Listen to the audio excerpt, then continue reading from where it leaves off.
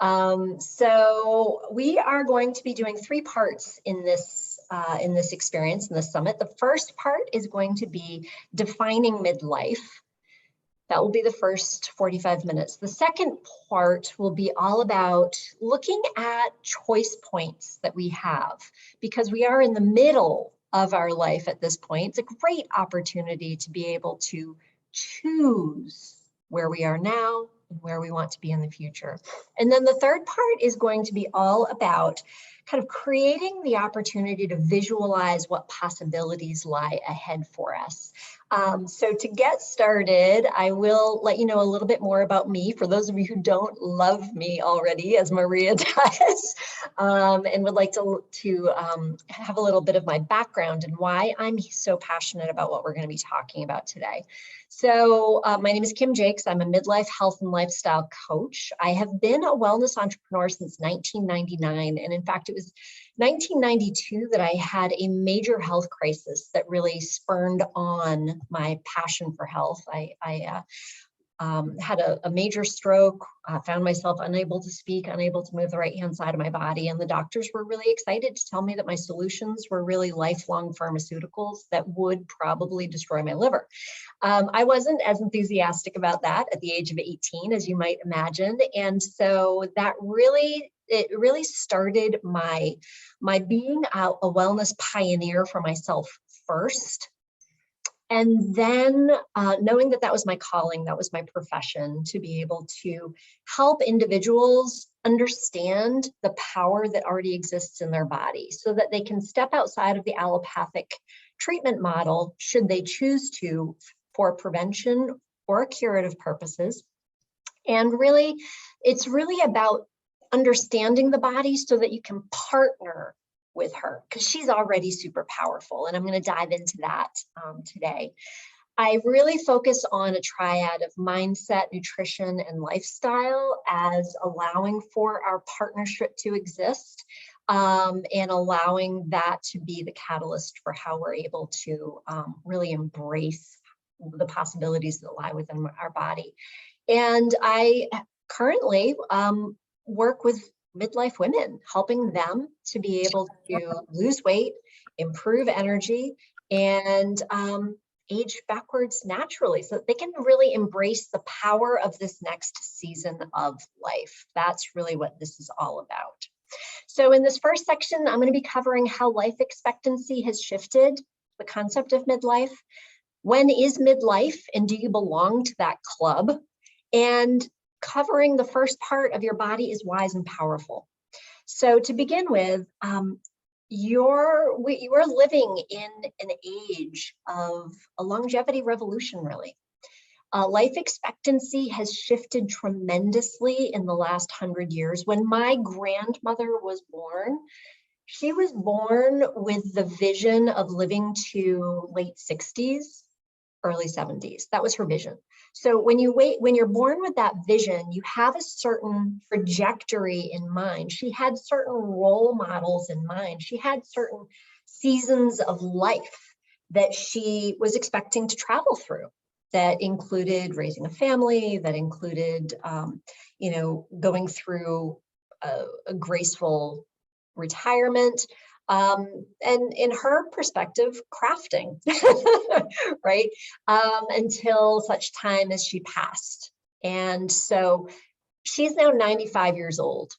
She has extended beyond her expectancy. And I can say that for a good 10 to 15 years, she has been psychologically floundering. She extended beyond what she had visualized, right? And so we have this longer life. Paradigms and role models have not shifted quickly enough for us to be able to step into the fullness and the ripeness of what we have ahead of us. The old paradigms of our second act being retirement, well, maybe that's outmoded. Maybe it's time for us to step into a new paradigm of a second and a third act, right? Because we have 30, 40 years after retirement, right?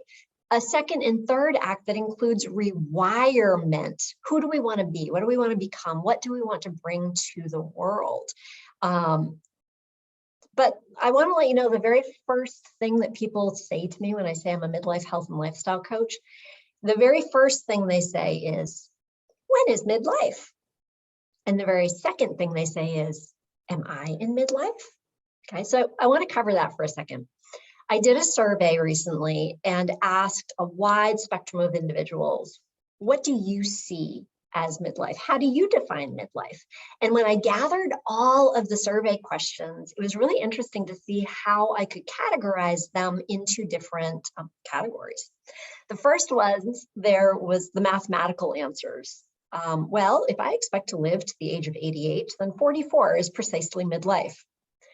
There was the over the hill scenario, those individuals who really saw the societal kind of joke around things. Well, midlife is once you get your black and white over the hill balloon celebrated at the age of 40. So more 40 is midlife. Then there were a couple of really inspiring women who said they were in their 60s, and both of them said, I see midlife as always being 10 years ahead of where I'm at currently. And then it was interesting, empty nesters saw midlife as being sooner, older parents saw midlife as being later, and those who are medically inclined really were identifying midlife around hormone fluctuations, which, in case you didn't know, your hormones start to fluctuate in your late 30s. That's when perimenopause begins. Perimenopause is a very long period of time in which the hormone fluctuations are occurring. And then menopause is actually one day. It's just one day. It's kind of like your birthday. Your birthday is one day. It can be celebrated every 12 months. Menopause is when you've not had your period for 12 months.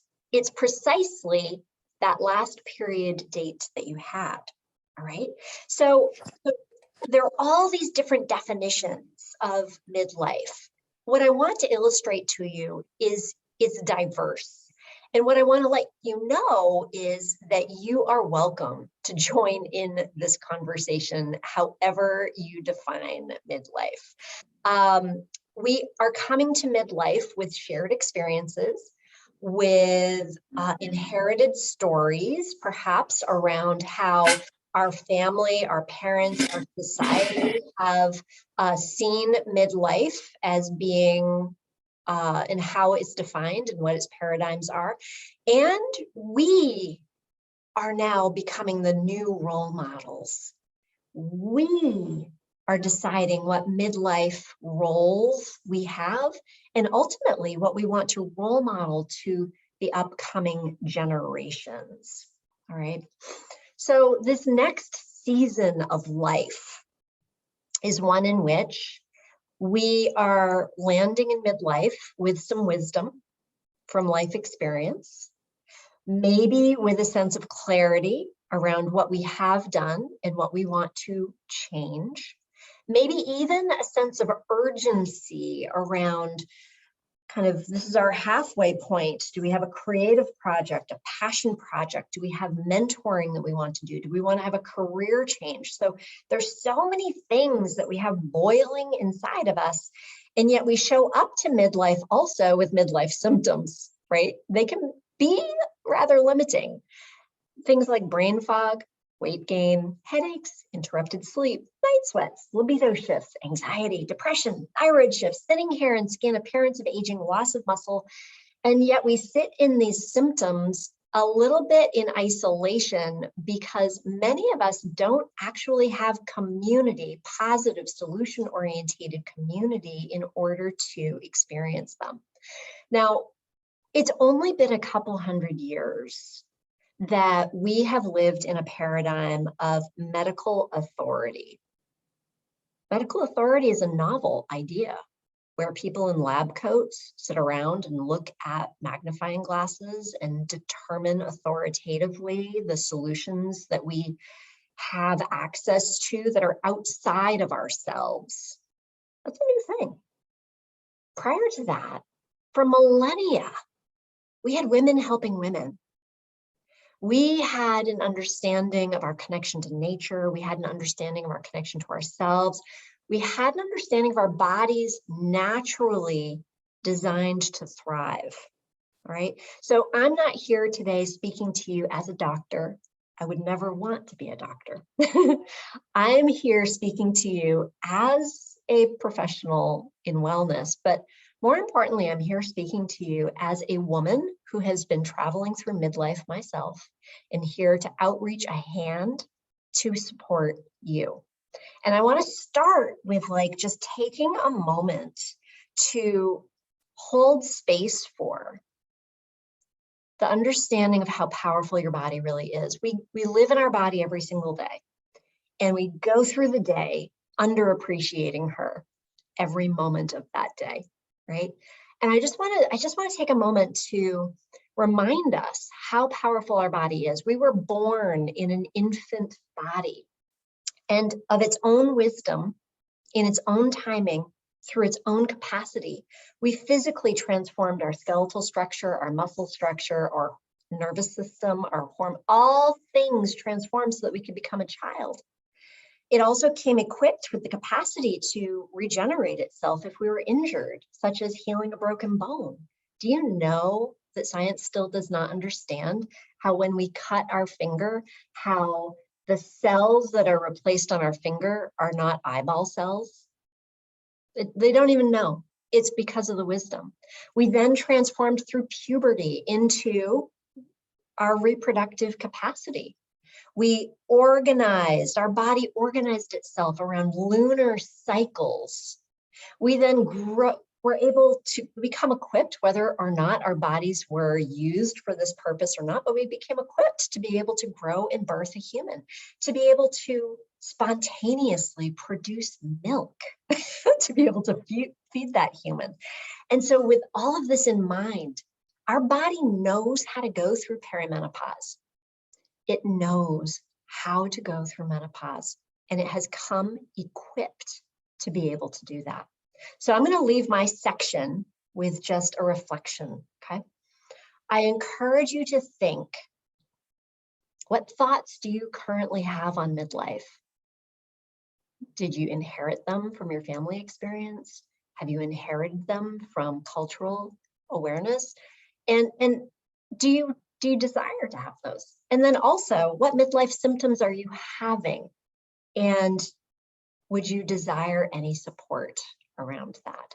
So with that being said, I'm going to stop screen sharing, and I'm going to transition this over to my dear friend, Caryn. Caryn is a mindset and lifestyle coach.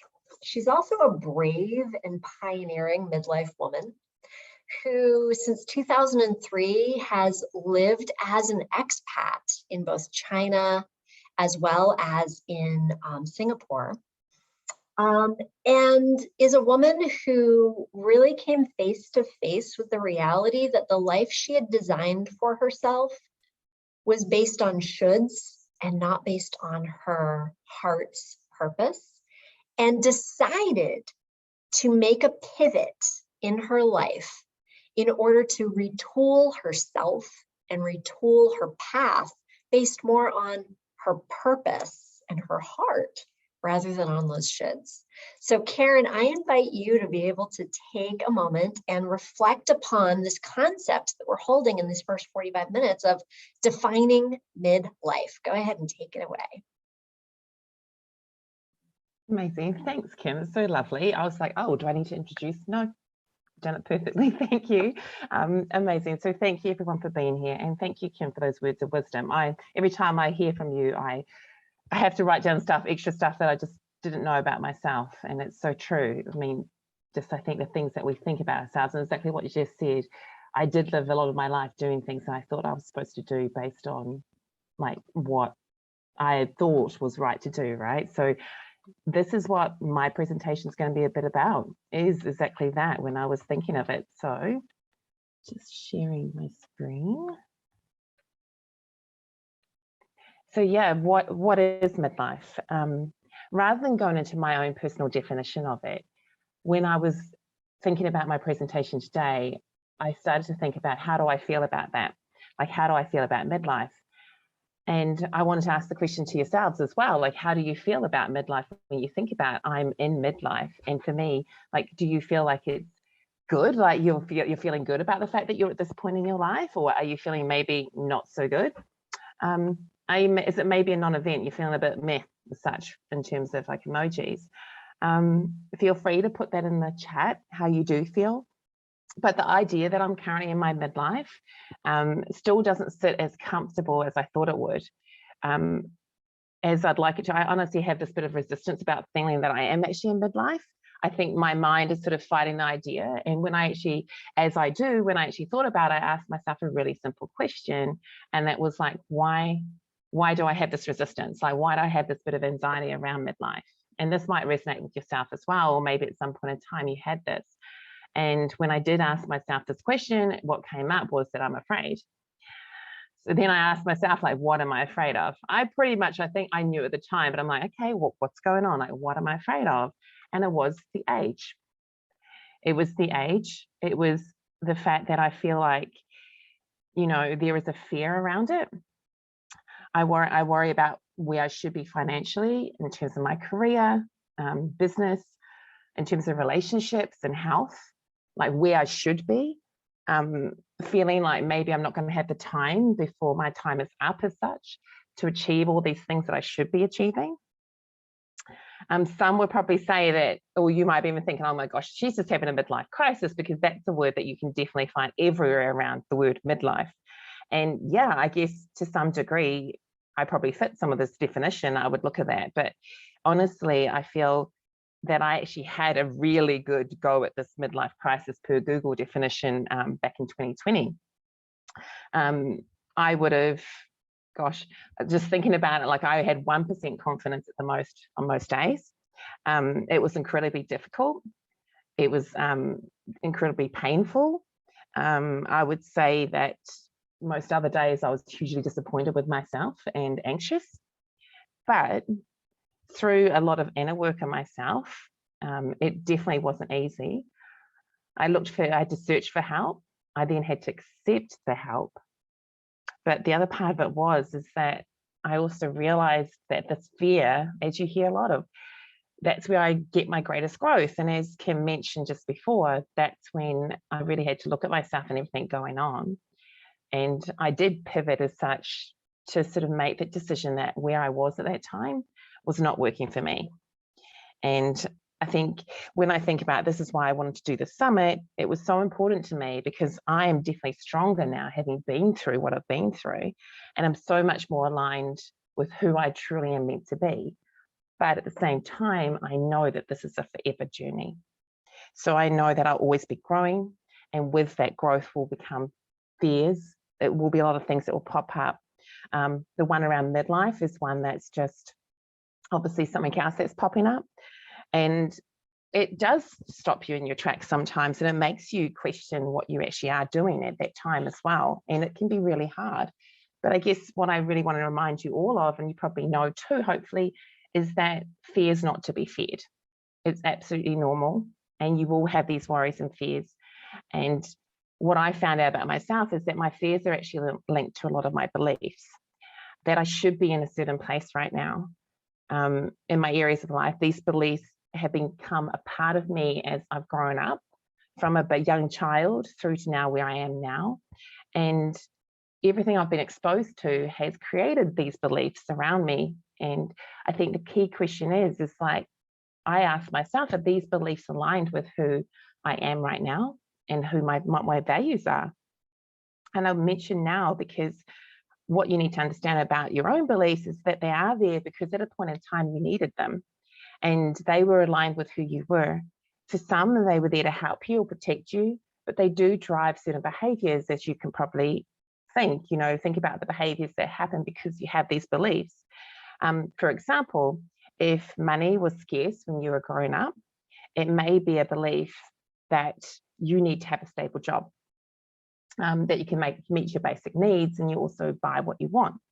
It could also be that you feel like you need to own a home, that you don't get evicted and you won't become homeless. These are all real beliefs. However, what they do then create is you get to a point where you start to have these other beliefs like on the side, where now you think, I want to be an entrepreneur, but I'm not happy with my career. But you start to feel like I can't change that because you believe that you need to have these things. You may not want to live where you do right now, but you believe you need to have a home and maybe can't afford to move, or you don't want to move because you need to keep that home. So these beliefs are driving behaviors. They're totally fine if that's where you are and it's not affecting you. But what I wanted to share is really think about these behaviors in a sense of, if you've got a stable job because you're meeting your basic needs because you believe you need to stay there, but you're not happy, you might remain in that unsatisfying job because it pays the bills or it does what you think you need to do. And that was definitely me. I still have these fears that pop in every so often, kind of challenging me about that as well, making me feel like I need to have a stable job, even though I have a business, just because that's a belief that I've been brought up with. And then around the home, you might be in a circumstance where you have a behavior where you get a mortgage outside of your means because you have that belief that you must have a home, even though that maybe isn't aligned with where you are right now.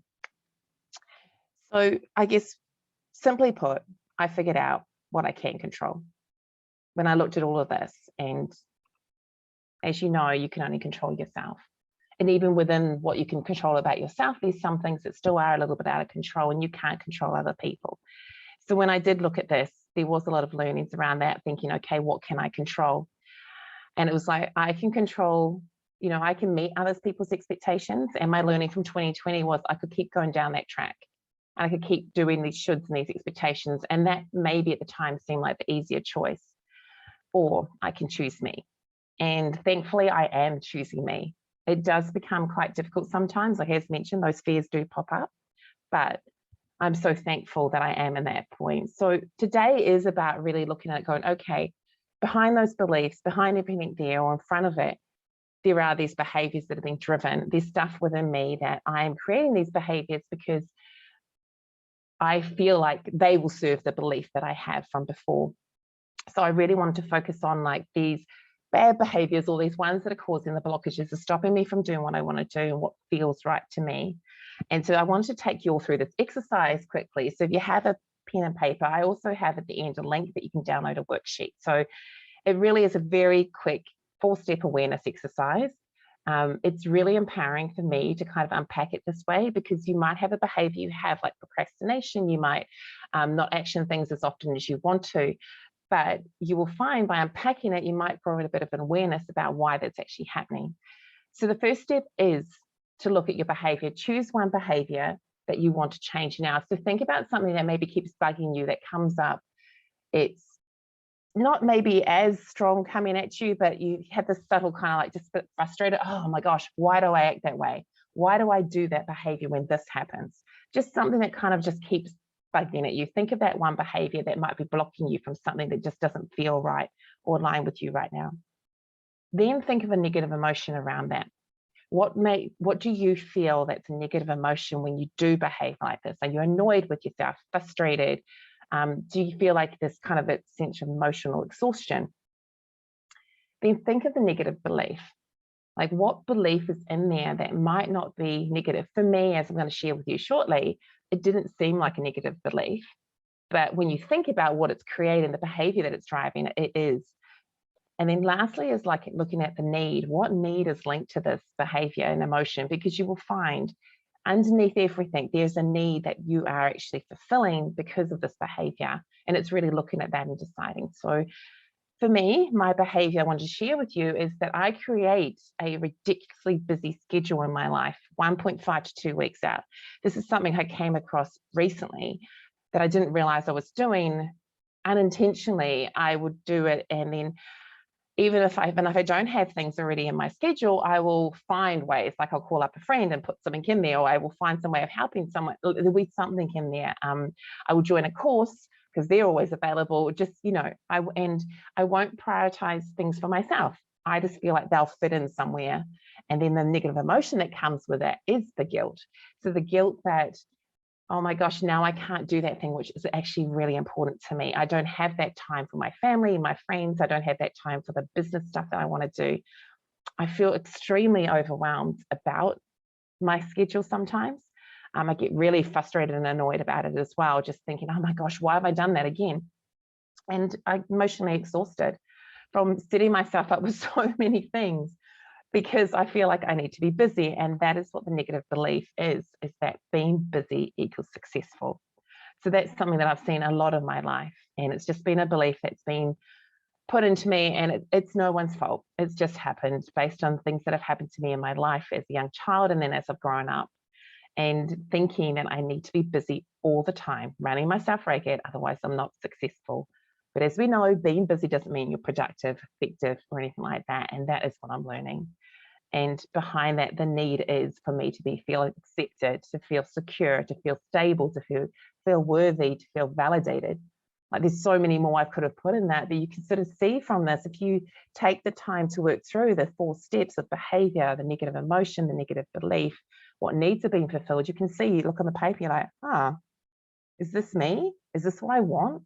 Is this the life that I'm wanting? Is this aligned with who I am right now? And honestly, I look at this and I'm like, no, being busy doesn't make me happy. Being busy doesn't make me successful, because I end up beating myself up later because I feel so guilty and I don't get the things done that I want to get done. It just seems like a lot of stuff happening. And I think it's really important to take the time to sort of think through those things and realize that, I don't need to be busy. I don't need to do this behavior to be accepted and stable and worthy and validated. The little things will be the things. I think Maria says all the time, like, it's the little bits that are the transformation. I don't want to take, because she might talk about this in a presentation, but it is like, I don't need to be running around like a crazy shock. So this is something I wanted to share. Obviously, we've only got a short amount of time today, but I will have a worksheet that you can download yourself later. Take yourself through it. Just really feel into what feels right, because this is about you. And it's about realizing that these behaviors you had, they were there for a reason, and they were created and they supported you throughout this time. But now maybe it's time to let go of those. So yeah, that was all I wanted to talk about today. Thank you. So yeah, I guess what next is like to really think about, like, is this belief, like, is this what I believe now? Where did this belief come from? How does this belief and behavior serve you? And then really, as I was mentioning, when you find it and you realize it no longer serves you, appreciate it. Appreciate it for what it did do for you. Thank it. Okay, thank you for helping me be busy, and that behavior helping me schedule myself so I could get through whatever I was trying to avoid as such, probably. And then just learn to let go. And that is a constant cycle for me. But the more that you become aware of it, the more that it helps.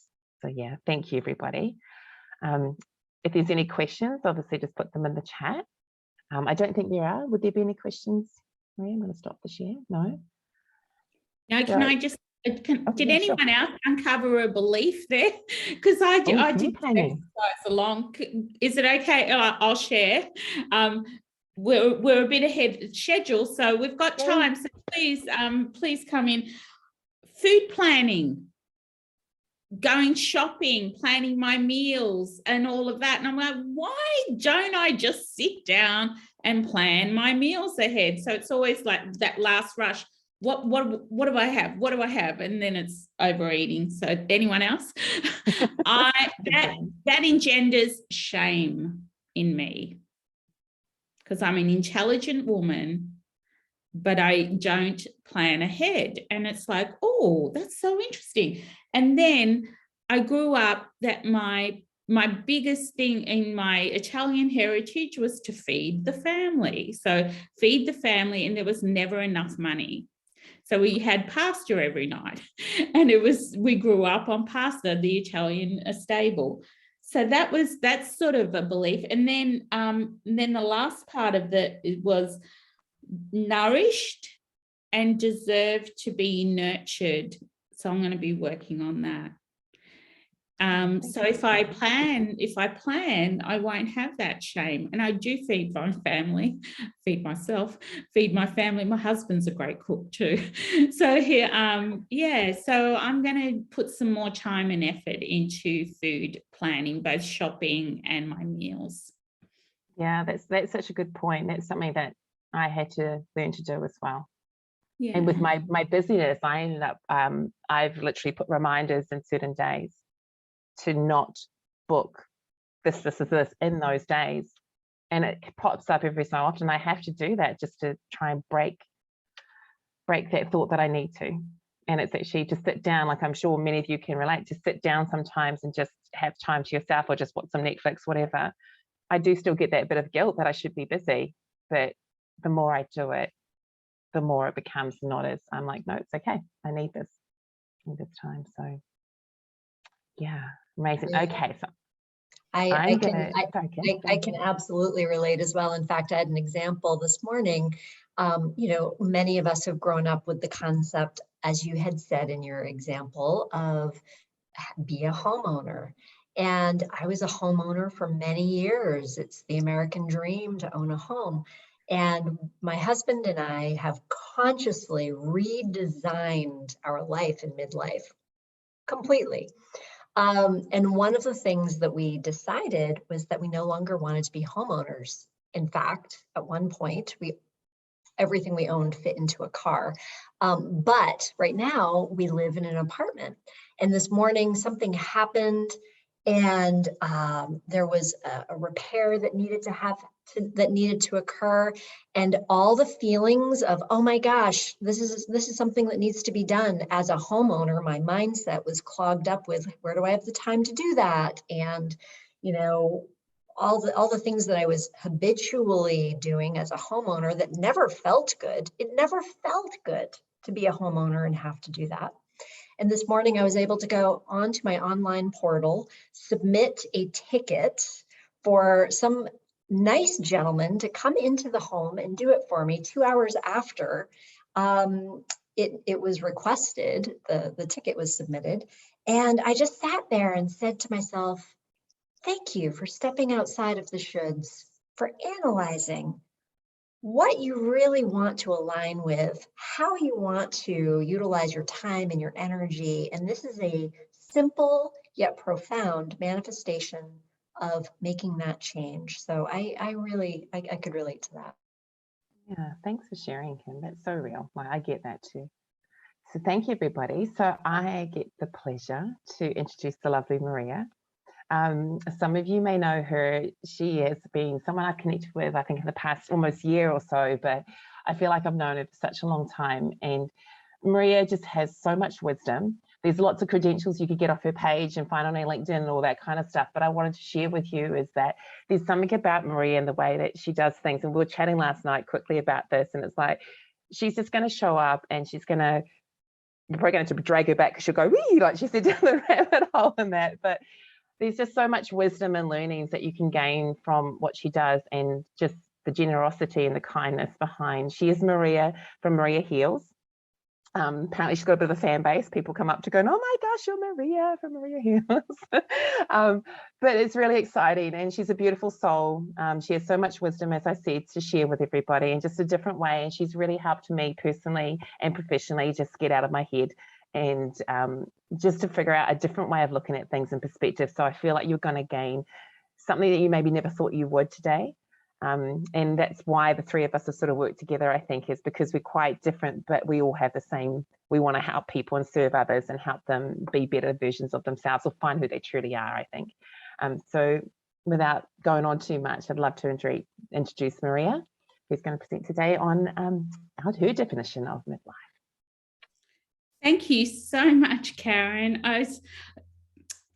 Thank you. That was such a lovely introduction. I really appreciate it.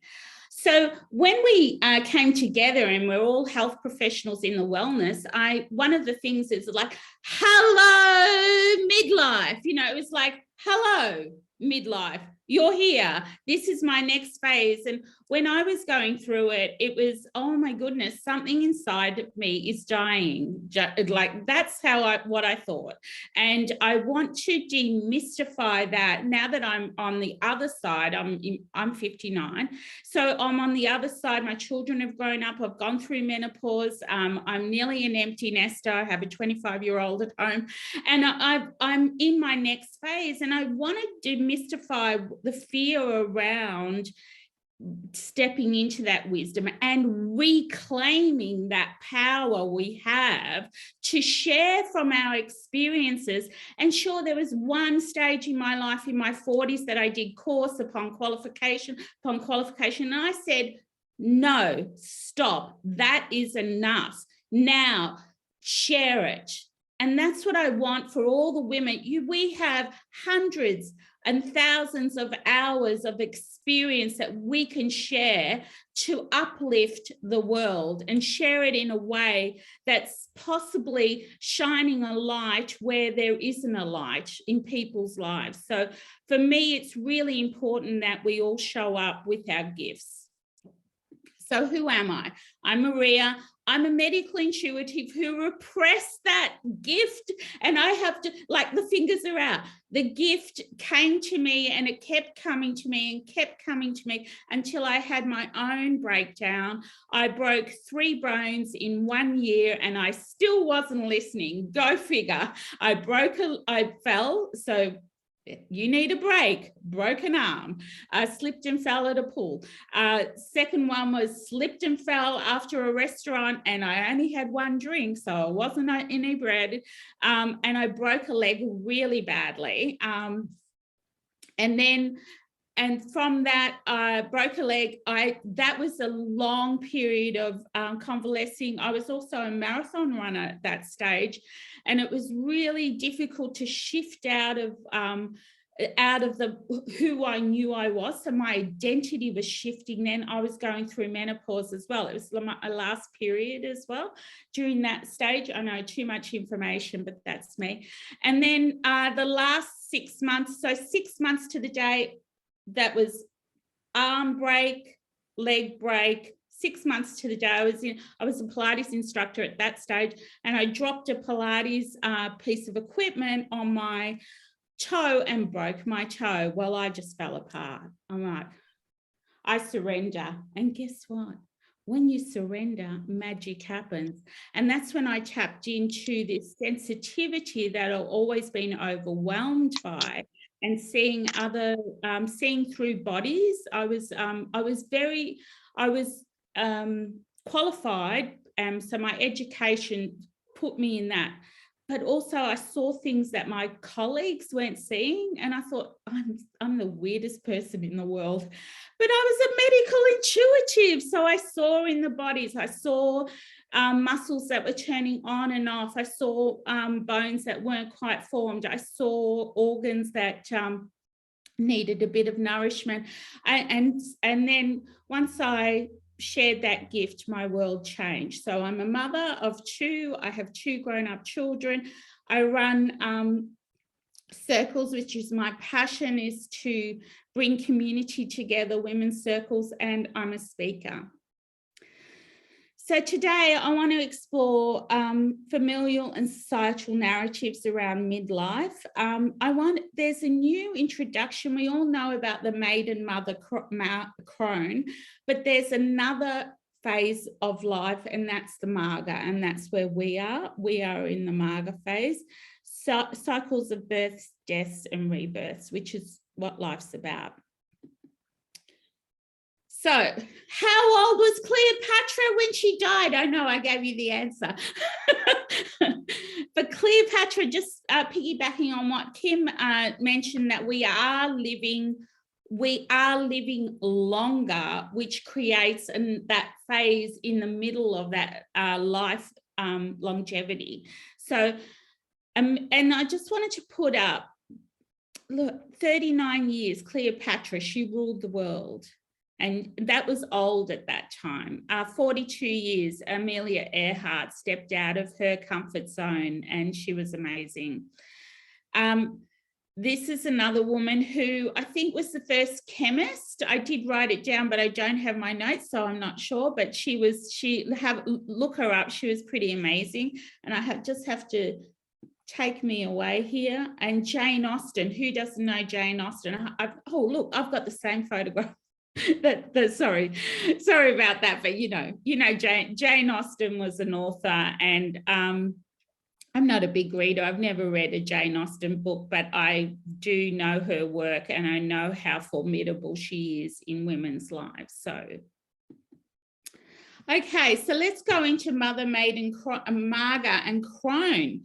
So a maiden, who remembers their maidenhood? I still think I'm there. In fact, you are there. You are there. That child is still there, and that's some of the work that I do, is that inner child work. But we evolve. So it's, I almost see it like, you know, the dolls that go into each other, and we're always there. So healing those parts of us is great. So the rite of passage in this area is the monarch, when we get our period. So that's, we start our womanhood. So then mother, it's where we find our nurturing and selflessness, and where all of these should narratives are around how you should mother, how to be a mother. I had a friend when I was pregnant, she read all the books. I'm like, don't give me another book. There is too much noise out there. And the noise is something that I'm really teaching people how to dial down the noise, because there's just too much noise up there. Can you see that screen that there? I don't know why it's come up. Sorry. You can see yeah, I'll just leave that there because it's annoying me. But and then now we're in the Marga phase. So Marga phase is 50 to 70, and apologies for anyone that's younger or older, but you're here and it's midlife, and this is what midlife is. I don't know how to get rid of that. But rite of passage is menopause. And what I find, that if you don't work out your stuff before menopause, which is what the breaks were about for me, and to stop and pause and review where I wanted my life to be, that transition can be really quite difficult, and it does take some time to evolve and come to a narrative that you're happy with. And that's something that I encourage everyone to do, to come to that place of peace. And that's pretty amazing when you arrive. In fact, this I'm not very peaceful because this is here, but but that's yeah. So yeah, I just want to implore that. So at this stage, it is dialing down the noise and dialing up your intuition, because your intuition from the inside is so important. So what I teach is how to speak to your soul so that your platform is very stable, and any decision you make is from that place. And then the crone, I sort of thought I was in my cronedom, and some part of that was almost offensive to me, because I'm like, that's really an old woman. So but I am an elder. I am in my wisdom years. When I choose to share, everyone benefits.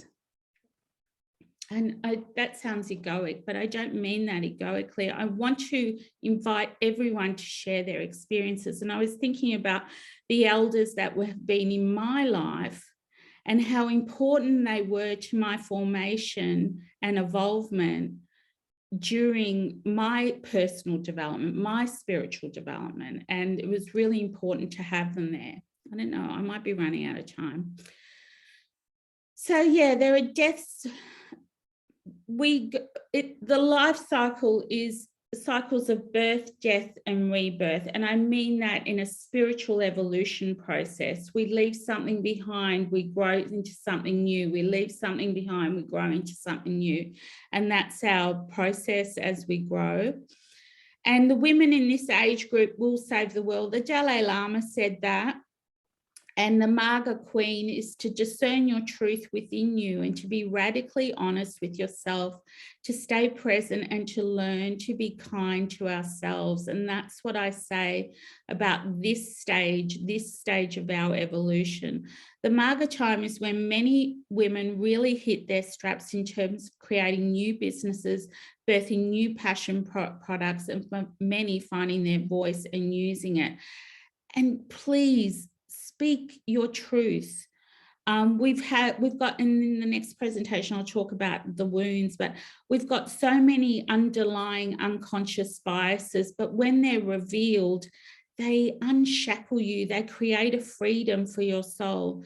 So let us start embracing this next phase, enjoying changes to our body, whose body has changed. Mine has, and it's okay. I love my body more than I've ever done before. To our body, and acknowledging the transformation benefits of this stage. Who's with me? So self, I just want to, one of the things I teach, and we spend a whole month exploring, who are we? Who are you? Who are you in this world? And self, an acronym came to me one morning just before I was teaching my class, and it was sacred, evolving, loving friend.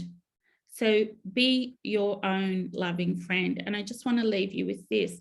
The other thing was, when I was looking at sacred, I actually found scared in it. So sacred, if you scramble some of the letters, it's scared. And when we're sacred, we're on top, right? And if we're not being sacred, we're scared. So let's maintain our sacredness and acknowledge that scared makes our sacred even more potent. So that's me. I hope I can get out of the screen. Yes, I can. Stop sharing. Thank you so much, Maria. And Abigail brought up a really, really good question in the chat. I would just like to highlight. And I think it's such it's such a ripe conversation topic, because as women, we are all born into this biology with certain possibilities, and yet we choose or have it chosen for us certain aspects, right? Like whether or not we become physical mothers of a child. And there's so many things to give birth to besides just children. So her question was, what about the women who aren't mothers? You just knocked out 25 years of my life. Thank you, Abigail, for...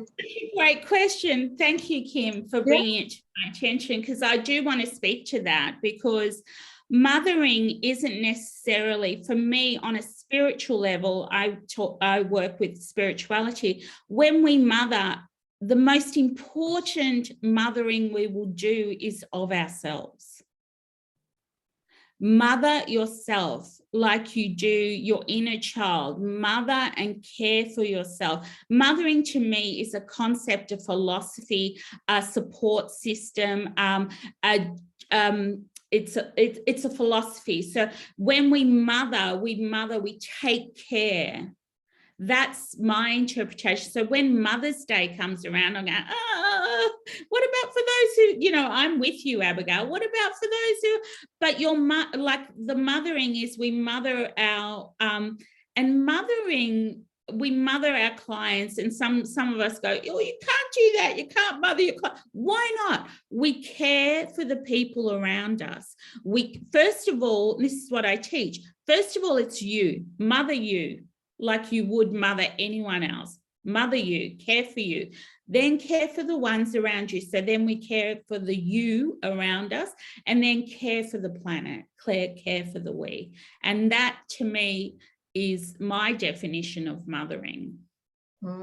Absolutely. And there's so many definitions of birthing as well, right? And their deaths and rebirths. We're constantly on a co-creation wheel, if you like, and it's every time I come down, there's an up phase, unless I choose to stay down, and that's my reframe, my support system. Who am I? What do I care for? What do I need to actually find peace? For me, life is, if I'm peaceful and I'm co-creating and having fun at the same time, then that's something. So I like to not 25 years.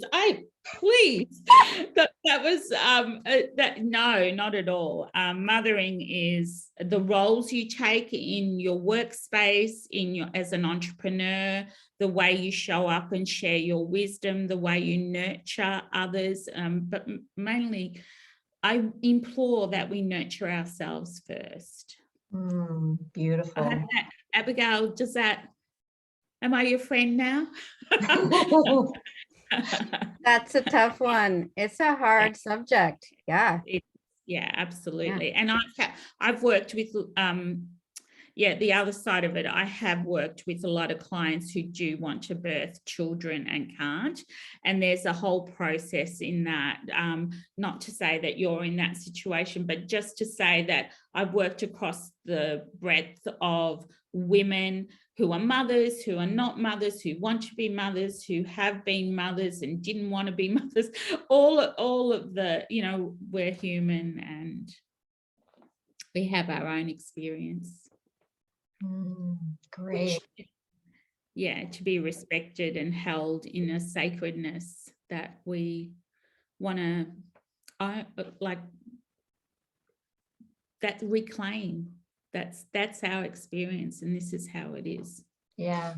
And Belinda said so many ways to mother that are non-traditional. Absolutely, Belinda. Absolutely. And in fact, I see mother as a symbolic word, much like I see the word death. And here's what I mean about that. When we're looking at even the cycle of the year, we have spring, which is renewal and birth. We have summer in the ripeness of it. We have fall, which is more in the decline, and then winter, which has the energy which many traditions will associate with death, right? And so there's the energy that is moving through that cycle of life. And I see the concept of mother very similarly. I personally came to this world very early on. I remember being 4 years old, and an Italian man, Caryn, Maria, you know how women have certain expectations, even at a young age, to just desire to be a mother. Right? And this Italian man was a family friend, and he came over and he looked at me, and I'd never been asked this before, but he looked at me and he said, "So Kimmy," that's what he called me. "So Kimmy, how many children would you like to have?" Very assumptively. And to Sandra's point, as a human design, I am a generator. And so and when I'm asked a question is typically when I get my best answers, right? And so I remember sitting there at 4 years old and him asking me this question and having it boil up inside me very clearly, I don't want any. Right? Now, I do have a son, and it was purely through the nature of life and accident that occurred, right? And he is a joy in my heart. And he came to me and to us partly because of the energy of reciprocity, right? Like, I was unwilling to be a mother and he was unwilling to be a child. So it was a good match. But there are, because of our biology and because of our societal pressures and gender definitions, there's so much attached to that storyline of the physical act of giving birth. And yet, beyond that physical act, there's so much conversation to be had around nurturing creativity and giving birth to a project. Like, it's the energy, it's the essence of it that's just so spectacular. So thank you again, Abigail and Belinda, for bringing up those Yeah, conversations. and it's an archetype. Yes. It's a pseudo psychological archetype that we play into, and the mother is resonant with the queen in the archetypal world too. So have a feel into that. Thank you. Such a juicy conversation. Thank you.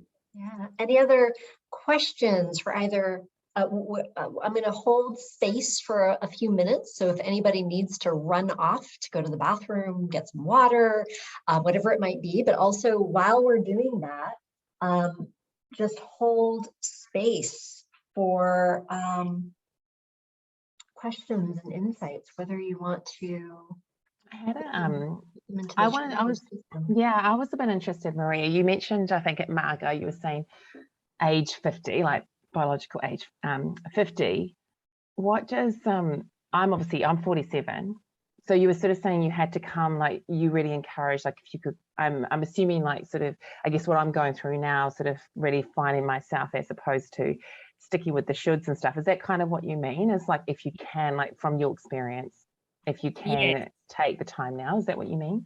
Yes, absolutely. And it gives you an opportunity to find that platform and that power base that you're going to, it's that, how are you going to give back? How are you going to be of service? How are you going to be supported in those, not only monetarily, but it's that, I find we wake up to that social consciousness even more at this stage. Does anyone else find that too? It's sort of like there's an urgency to help not only our environment, but also the planet and the collective, and share the wisdoms we've collected along the way. So it's about taking, because I think I definitely, like a lot of my friends are around sort of getting towards this age now, but are feeling like they can't make changes. You hear a lot of that, like feeling like they're in circumstances where they can't. And I think it is like what we're sort of discovering. It's like, you know, just doing the little things, like just a little, you can do one little thing as opposed to feeling like you can't do everything. Yeah, and as I say, often the transformation is in the small moments. So taking a moment to breathe in the color in your world, take a moment to tick off the first, like today is the first for us. We're doing an online summit together. Take a moment to really appreciate those decisions you make that take you out of the norm. Take a moment to celebrate. I didn't know that we celebrate our successes either. No, usually so busy that we just move on. I do my best to sort of take a moment, like after this, I'll be celebrating. Oh my gosh, like, yeah, like you said, like first time us collaborating together and stuff, it's definitely a celebration. But yeah, what about if a person's like, say, past their 50s as such? You were saying like, so is that like you're sort of saying from a spiritual perspective that that's a lot harder for them, like when they're in that marga? What was the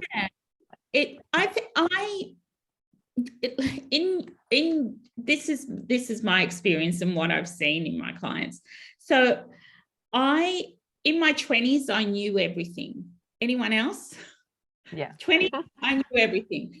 And I'd studied and I'm in the world and I'm changing everything around me. In my 30s, I'm like, oh, I'm not sure that I know everything, but I know a lot. So I'd hit a peak in my career and it was gunning it. And it was just, you know, everything was.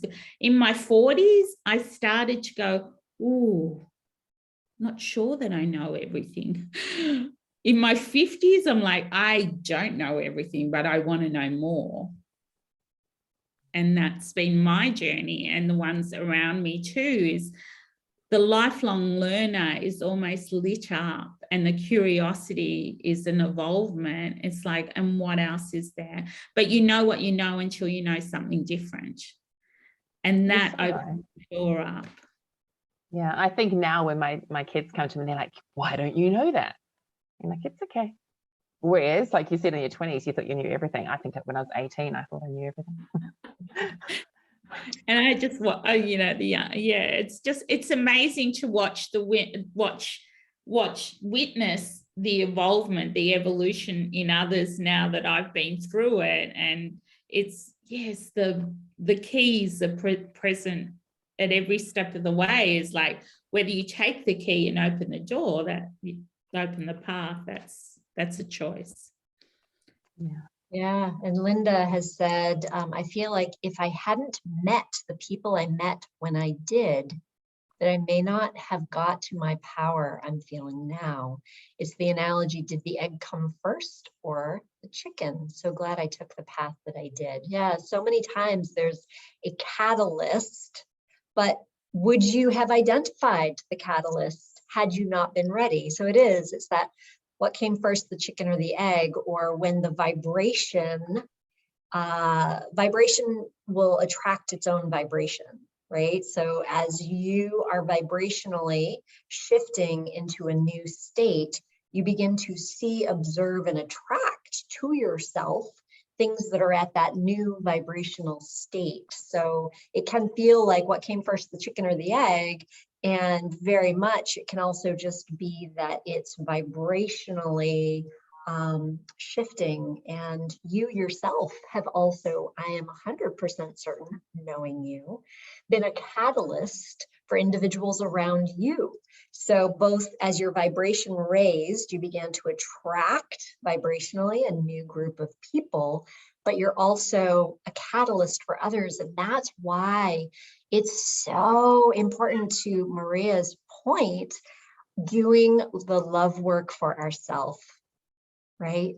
Because everything that we do for ourselves, it may feel selfish, and as women, we tend to go down that path, but we are like radio towers, and the vibration of who we are emanates out invisibly around us.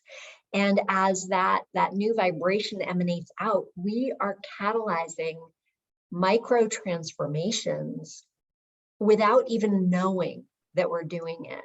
And so the power that exists with us being selfish and doing self-work and doing the transformation that we are so gifted to be able to experience is a gift to the world.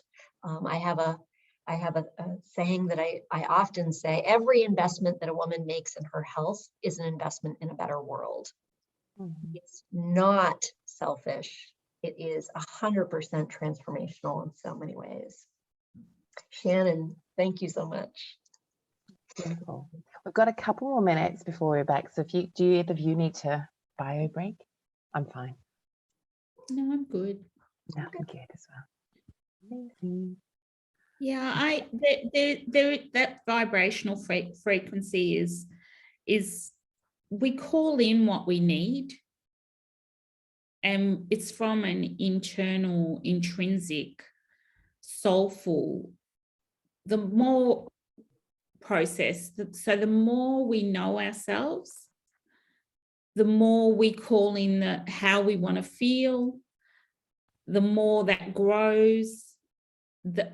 And I always say, hey, you never know how it's going to come. You just call it in.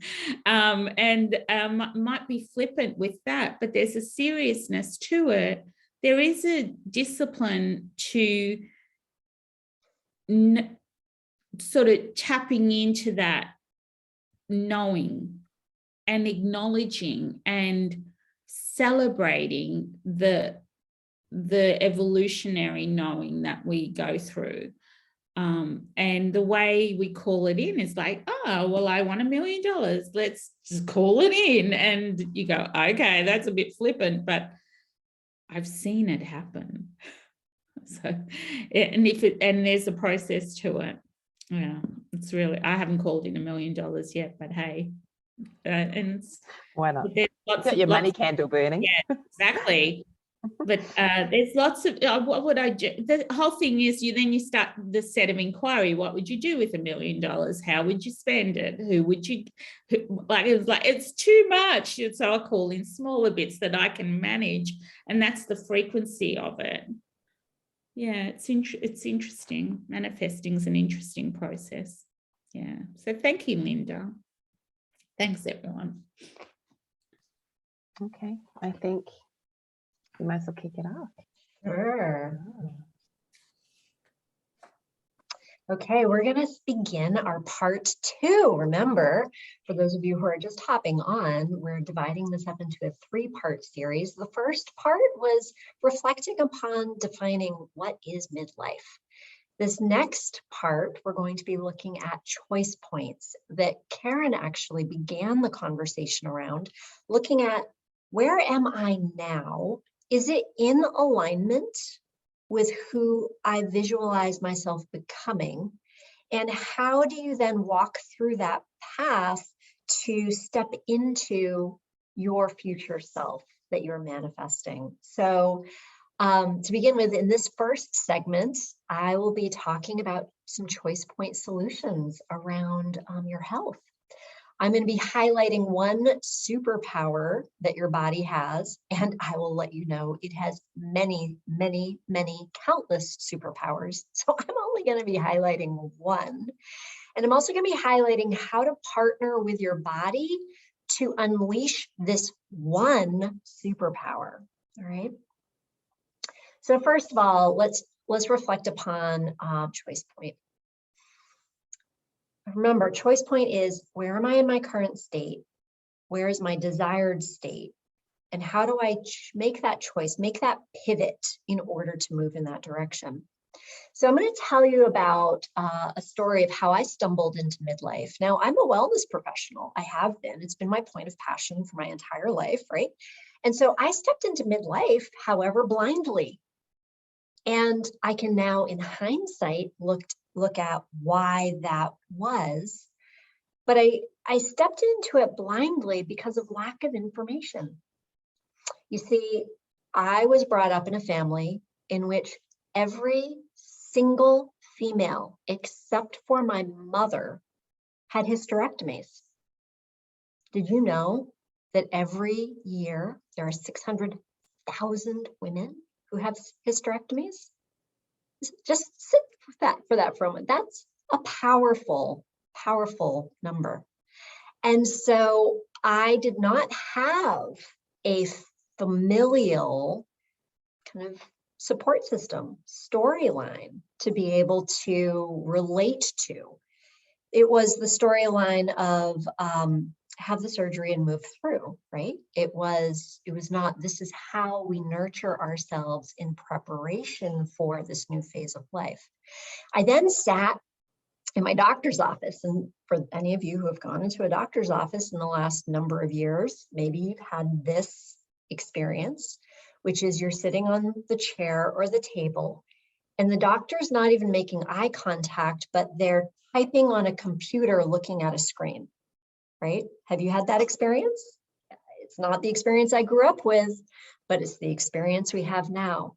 And I remember walking into the office with knowing that I was having some symptoms, not knowing if I was in midlife or not, very much like the majority of women, and not knowing if I could attribute those symptoms to perimenopause. I came in with a desire for mentorship around where am I at hormonally and what can I do to support my body? And I remember her turning her head saying, oh, laboratory tests aren't necessary. This is just your phase of life, and gave me kind of a Wikipedia answer for menopause and perimenopause. And so I'm not saying this to be upset. I'm saying this to normalize what our new normal is. Our new normal is that many of us are stepping into midlife, perimenopause, without mentorship and with a number of symptoms, whether it be body chills instead of hot flashes, whether it be anxiety, whether it be a sense of fatigue, not knowing if it is normal and associated with hormonal shifts can lead to one feeling a little self-judgmental. Well, why am I having anxiety all of a sudden? Well, why am I suddenly needing to take a nap? I shouldn't have to because I didn't before. What is this change all about? Could this be perimenopause? So I don't know if you can relate to any of that, but that's where I was. And I was a wellness professional. So those who have not dedicated their lives to wellness step into similar body experiences, right? And so I sat there and I asked myself, is this my desired state? No, that was not my desired state. My desired state was to be informed and empowered, to seek the solutions. And so that's what I did. And I did it through mentorship outside of the medical system and outside of my familial structure, right? I allowed myself to say, this is something that I value, and this is something that I will seek. I wanted to be prepared and preventative because I had experiences both in my own personal body as well as with my clients of when you partner with your body, when you know how to step into alignment and allow your body to do what it knows how to do, it is always more graceful. It is always more gentle. And the one female in my family who had not had a hysterectomy was my mom. And I did not want her experience. Her experience was very lengthy, a lot of sleep disruption, a lot of hot flashes, and just a lot of discomfort. And there was a lot of storyline, not to belittle her experience, but a lot of storyline around not enjoying, not being able to find solutions around her concerns because there weren't any solutions that she had access to, right? So it was very much kind of putting up, grinning, do the do, and then show up anyways, right? We're taught as a young girl as well, you know, even though you're having your menstrual cycle, shove that tampon in and you get back to life, girlfriend, right? We're role modeled that, we're taught that. And so why would it be any different in perimenopause, right? And so I wanted to have an awareness of the symptoms so that I could honor and partner with my body. Can anybody relate to any of this? You know, feel free to put into the comments anything that resonates with you or any questions that you have along the way, because we'll, as illustrated before, we'll cover them. And again, this is because our society has stripped us from the traditional lifestyle of women helping women. We're all too busy, right, Caryn? We've got to have our lives filled up in order to make sure that we have those. We're so busy that we don't have community. We're so dissociated that we don't have community. And we have the medical authority to step in and replace the women helping women tradition. And yet that really wasn't cutting it. And so I'm here as that woman, and I want to shed a little bit of light. So number one, I want to let you know that it is the late 30s that progesterone does tend to dip.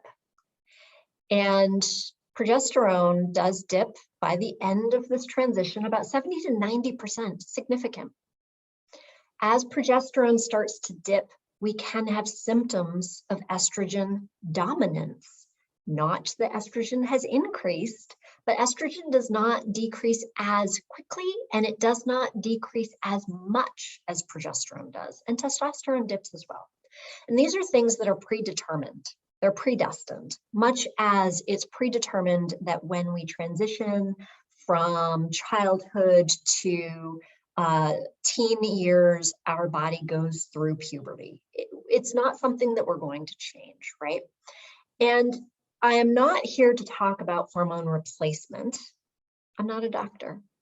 And quite honestly, I like to explore what we have control over innately within our being, right? So because of these three main player shifts, these are the three main characters on the movie set of perimenopause and menopause. I'm going to highlight in a minute some of the minor players. But as this happens, this is when we begin to feel the brain fog, the weight gain, the headaches, the interrupted sleep, the night sweats, the libido shifts, the anxiety, the depression, the thyroid shifts, thinning hair and skin, appearance of aging and loss of muscle. And I'm here to let you know as a wellness professional, I didn't even know all of these were going to be happening. So from one woman to another, I want to let you know this is normal, okay? And yet,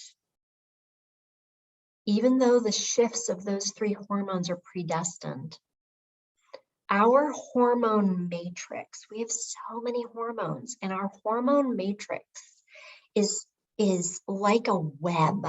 They influence one another. So I'm not going to talk about estrogen and progesterone and testosterone, but I want to highlight how this web really interacts. And after I do that, I'm going to explain to you a couple of hormones that we have influence over through our lifestyle. Okay, and then I'm going to reveal to you the superpower of our body that is already built in to help us navigate perimenopause and menopause. So here's an example. Okay, these are 3 hormones we're going to look at: cortisol, insulin, and your thyroid hormones. Cortisol is a hormone that is linked to the fight or flight response. There's an emergency, I gotta go. When it is triggered, it cascades, it relays messages to the body, to other hormones, to prioritize everything towards emergency. There's insulin, which is used to process sugar. It's also our master metabolism hormone. Okay, what's one of the things that we experience in midlife? Midlife weight gain. Okay, so insulin is a key player, even though we don't highlight it as much. And then there's our thyroid, which is also associated with metabolism. Now, many women in midlife are given the diagnosis of thyroid issues. Very common. What we are not told is that when estrogen begins to dip, it influences our thyroid. So is it a temporary thyroid condition or is it a permanent thyroid condition? Well, we're given a permanent solution, but it may not necessarily be a permanent condition. All right, so that's a side note. When cortisol spikes, fight or flight, spikes, emergency, we're in cortisol way too much in our lives. When it spikes, our thyroid hormones dip. When our thyroid hormones dip, our cortisol spikes. There's a little feedback loop right there, right? Can you see that? Also, when our insulin levels spike, which occurs every single time we eat any form of sugar, and the body does not know the difference between a Snickers bar and a piece of bread or pasta. It does not know the difference. So when our insulin spikes, our cortisol spikes. So in this web, this beautiful web of interdependency and finding balance within the body, there are uncontrollables, right? If we were to step into the doctor's office and they said, you know, your thyroid really needs support, we may be told that there's no lifestyle support for that we're now reliant upon the medical system, which may or may not be the truth. However, there are some simple controllables. We can control our insulin today, right now, this very second, through being mindful of eating low glycemic foods, right? Low sugary foods. We can control it today, make an immediate impact on our body. And we can also reduce the release of cortisol through both releasing and reducing stress. And those are 2 different things. There's reducing stress, which is the stress is happening in my body right now. I'm now going to, through my response to this circumstance, reduce my stress. But there's also releasing stress, which is talking about, I'm going to release the stress that I'm feeling right now for something that happened 10 years ago. Right? Both of those things are shifting our cortisol. So I just wanted to use this slide to illustrate that there are ways in which we can influence our hormones and how interactive they truly are. Now, we come equipped with a beautiful, elegant way for our body to navigate the perimenopausal, menopausal shifts of progesterone, estrogen, and testosterone. And how we come equipped is we have these 2 little beautiful glands that sit atop our kidneys, and they're called adrenal glands. Now, glands secrete hormones. That's what they do. Now, this little set of adrenal glands, they are very flexible in what they can produce for hormones. And it is our body's wisdom. We've come innately capable to buffer the decreasing of progesterone and estrogen and testosterone from our ovaries, right? Buffer their decrease by the adrenal glands kicking in and increasing their production. Kind of like a, whoop, we decreased a little too much, the adrenal glands will kick in. And it is now commonly thought by some thought leaders that we are having such spikes in perimenopausal and menopausal symptoms because we're adrenal fatigued. Has anybody heard of that term, adrenal fatigue? Right? It's a common phrase. These are your adrenaline. These are your adrenals. This is what's fatigued. These little red guys right here. Now, I don't know if they're red, but on this thing right here. So if we're adrenal fatigued, they are incapable to provide the solution that they're equipped to create for us. Okay. So how can we step out of adrenal fatigue? Well, have you ever, if you're American, because not everybody is on here, maybe you've heard the term America runs on Dunkin'. Dunkin' Donuts is a donut and coffee franchise, and their catchphrase is America runs on Dunkin'. And what it's basically saying is America runs on adrenaline. Have you heard the term of adrenaline before? You're running on adrenaline. Well, as we're waking up in the morning exhausted, which we just slept, how are we waking up exhausted? It defies reason that we should wake up exhausted, right? But we are, because we're adrenal fatigued. And then we slug our coffee and our sugar, which spike adrenaline. Now, adrenaline is not meant to be spiking all the time. In nature, adrenaline is meant to be spiking in the rare occasion that a tiger is chasing you. Okay, I'm not often that tigers would be chasing me around North Carolina, but the reality is that's the kind of thing. It would be rare in our normal natural state. We are not in a normal natural state. We are now in a world in which adrenaline is being pumped. Oh my gosh, I'm running late. The kids haven't gotten off to school right. And now did I get my PowerPoint ready for the presentation yet? I'm late in traffic. The boss just gave me an additional deadline. How am I going to fit that in? Those are like multiple spikes that could occur within a very short period of time. And all of those spikes are creating adrenal deficits. And yet, are we making our deposits? As we're making withdrawals from the adrenal glands and not making our deposits, it's the bank of our adrenal glands become deficient. Now, there's a couple of really key things that we can do that are so simple. You're going to see insulin, the word insulin again. Insulin is so key to the menopausal journey. It's absolutely ridiculous. We can control our insulin spikes and crashes, and that helps to allow our adrenals to have some recovery time. Anytime we have an insulin crash, it's spiking adrenaline. Well, we only have a crash if we had a spike. How do we have the spikes? Eating sugary foods. Spikes and then have you ever felt that crash? You feel the spike, you feel the crash.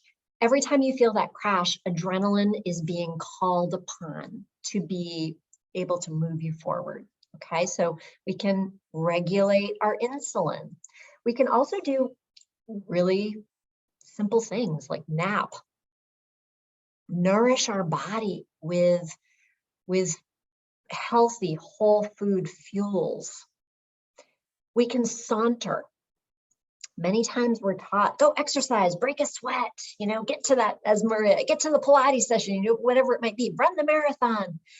But there's so much value in just sauntering through nature. It's soothing, it's replenishing. Maria had also spoken earlier about like really imagining colors. Imagine that there are colors just really nourishing your adrenal glands. Your adrenals love color. Any form of self-care. And so if those are the deposits into our adrenal glands and we are not making them, we will absolutely have more consequences to experience during perimenopause. So the question I would like to leave you with, what is your relation with resting? Oh my goodness, going back to Caryn's concept, my beliefs around resting were so not in alignment with my highest good. My beliefs around resting were shame, right? It was like, oh, I shouldn't need a nap, right? It was very much role modeled to me by the do family that I had, where a vacation you actually need to rest from because you had to do constantly in order for your time to be considered valuable. So what's your relationship to resting and self-care and sugar? Are those relationships serving you? Do you feel like they're in alignment with the life experience that you're interested in having? Or do you feel like there's some room for reflection and maybe revising? So with that being said, I see that there are some questions in the chat and I can stop screen sharing. There we go. Let me see if I can bring up the questions in the chat or comments. There was a lot of comments. Yeah, go ahead, Caryn. Do you want to bring them up? No, I feel like there was just lots of comments. Okay. I think I definitely resonate to everything you sort of talked about, really feeling like there's a lot that I've gone through, not even at this point in my life, but before, where there's things happening to my body. Thankfully, my mum is still around, so I'm able to ask what she went through to try and relate, and my sisters as well. But it's really hard. There was a lot until I had kids. That's when I seemed to have more issues in the woman sort of area. But at that time, I just thought the way that I was completely normal. I thought my periods were normal. I thought everything that I went through was completely normal. But then I found like, oh, this is different. Oh, is it? How do you know? You know, you just don't know. You do talk to your friends about it, but you don't really share the nitty-gritties about it. But it's and so I feel the same. Like I feel like a little bit unsupported as such as I'm in my perimenopause stage, because I hear stories. When I go to the doctor, they'll say to me, oh, what age did your mum go through menopause? I'm like, oh no. I remember my mum didn't really share so much. I wasn't with my mum when she was going through menopause. So I'm like, oh, you know, she didn't tell me when she was having night sweats and stuff. So it feels like you feel like you're alone a bit. You feel like you just, you have to sort of navigate it. So what you've just shared is so helpful.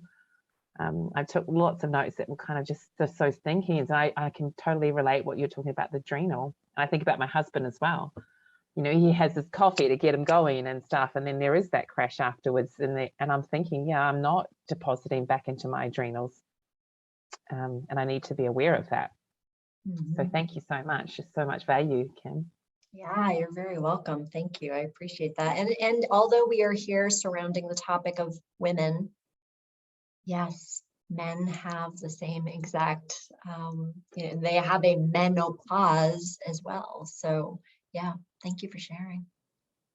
Yeah, and I think having an alternative to the medical, outside of the medical authority, I think that's a really, because I didn't have an alternative. I didn't see an alternative, and that was about 15 years ago. And for me, I went down the medical, but it was not very pleasant, and also shameful and not very informed. And tried to get a lot of information, but I don't know. It wasn't in my world, as Caryn said. My mother didn't speak about it.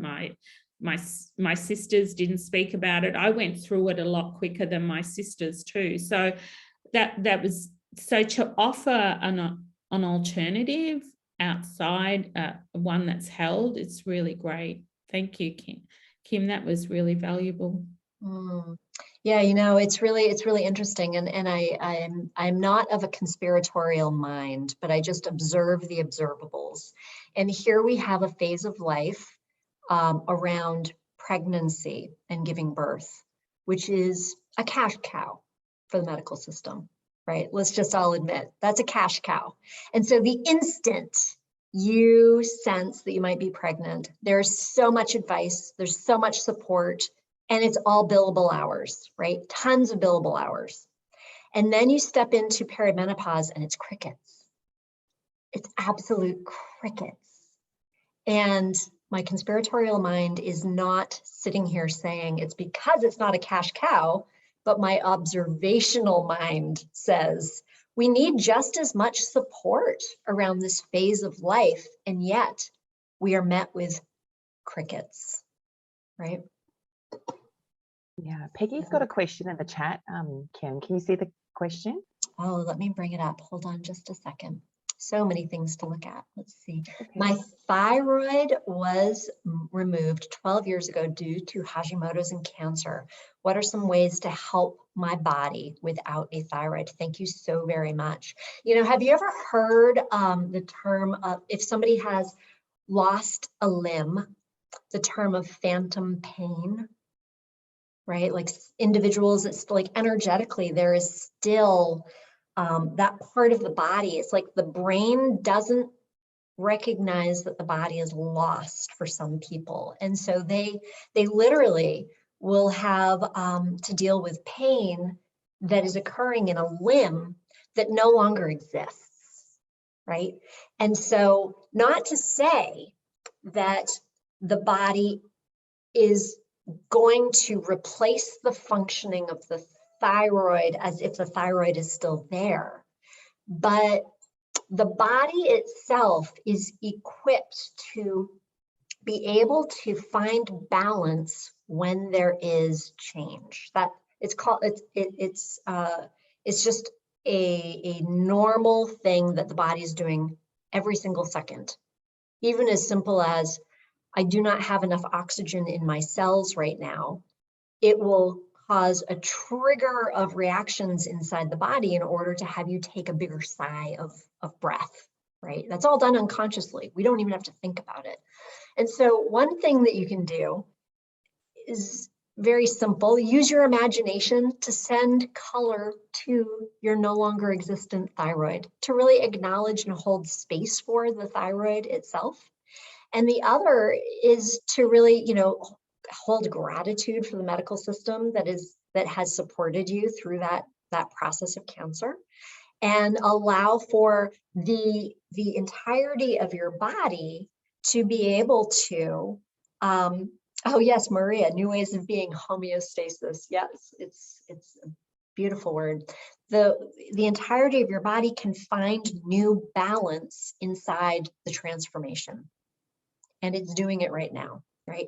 And so how you can partner with your body is allow for, you know, through whole food living, through balanced lifestyle, through making deposits in your body, allowing all the other aspects of your body to feel partnered with, to feel honored, to feel strengthened, to be able to find that homeostasis.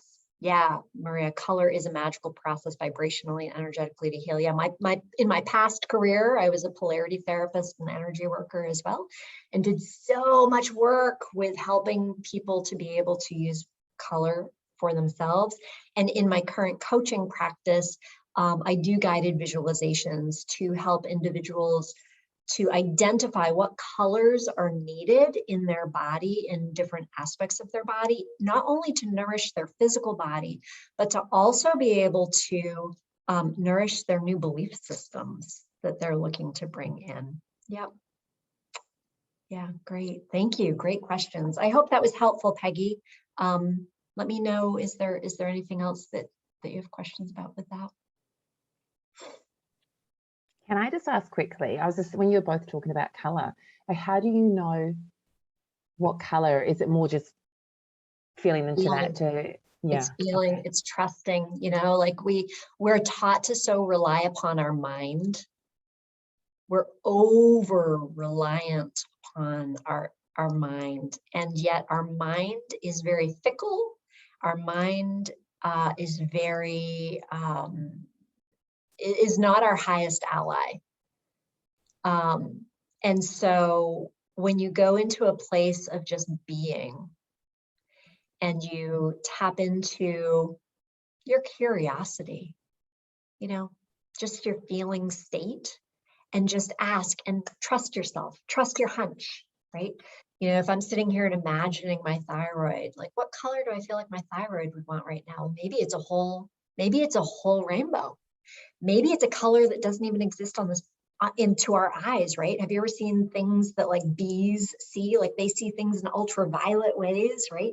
It could be anything. And so the more we step into trusting ourselves, our intuition, our instinct, our playfulness, our curiosity, the more we can do that.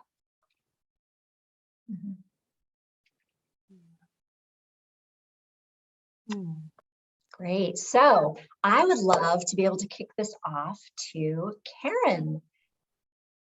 Oops, I've had 2 miscarriages in 15 months and I'm attributing it to my age 45. I feel very guilty about not grieving as much as other women, but also really wanted more kids. I have 2 young children as I started late. I'm not sure how to deal with the 2 dynamics of the spectrum.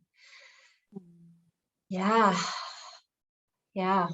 Like this is not typical at a summit, but I'm going to read this statement again, and I'm going to just ask that we all hold space for as a community of women, supporting women, and just hold a loving, compassionate heart for Leanne as if we were all sitting together, because we are, but just virtually.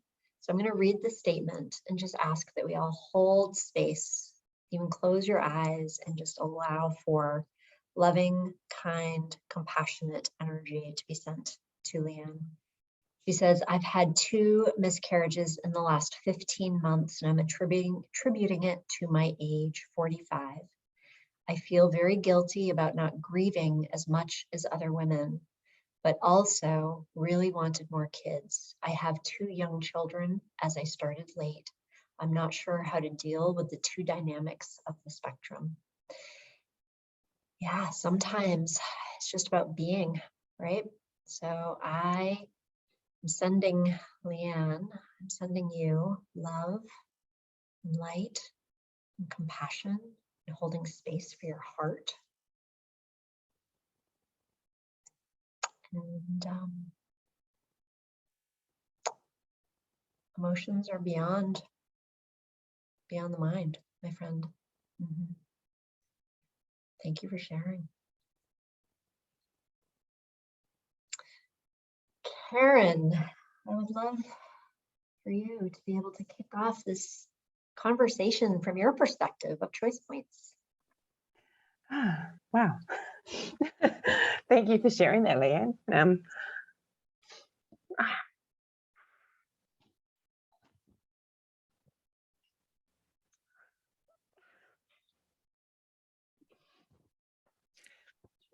just triggered.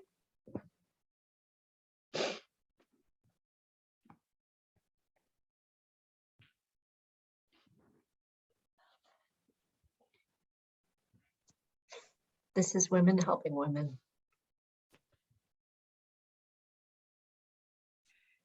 This is what we lack. This is what we're gifting one another.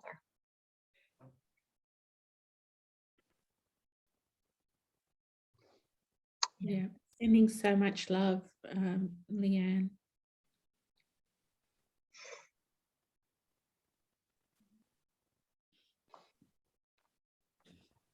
This means healing, right? That's what it means.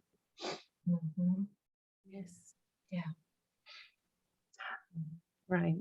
Okay. Are you okay, Caryn? You want to take? Yeah, no, I'm okay. I'm okay. No, I'm okay. Just well, feel are you okay? Are you okay, really? Because this is a moment, right? Are we allowed to hold space and give one another space? Or are we expected to just move through? Yeah. So I would invite you to have it be okay that you hold space for yourself and your emotions as we allow Maria to be able to step in, because through that, creating flexibility for one another, we're able to role model to one another that what is really okay is that we hold space for one another. Yeah, no, I honestly feel okay now. I thank you very much. Just like, I think for Leanne bringing that up, and I was like, oh, And then it's obviously I've had a miscarriage between my two kids a long time ago, but it's still, you know, it still has its healing every so often. So, but yeah, thank you for just, I think, obviously just everyone just holding the space. We talked about this when we were doing it. We're just going to let it take us to where it needs to be. So, yeah, I think it's just really appreciating that. So it's very vulnerable of Leanne to share that in a group. So I think that's really special that you were able to do that, Leanne. So thank you. But yeah, no, I'm okay. Just moving on to the topic of choice. Yeah, it's choice. So I'm going to share my screen.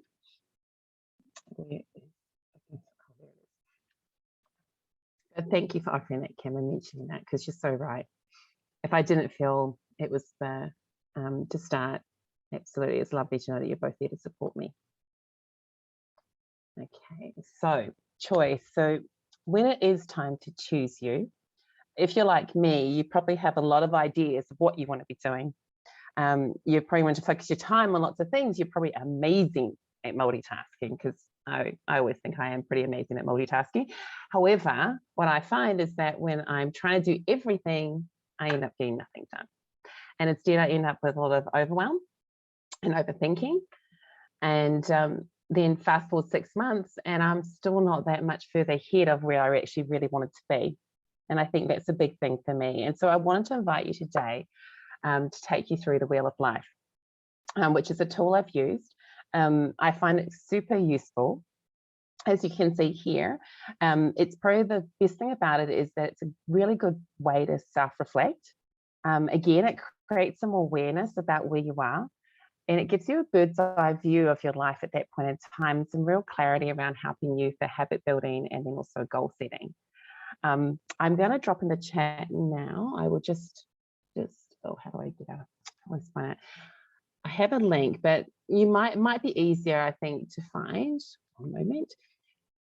This is on my link tree, and there's a template there which you can just kind of look at and sort of grab, but it might just be easier for you all just to quickly draw like a circle essentially on your pad or notepad as you can go through this, or just take the time to kind of go through it with me. And then oh, what's happened here? What's happened? Oh, hang a minute. I'm not sure. I'm going to stop the share and come back in. I think it did something a little bit weird. There we go.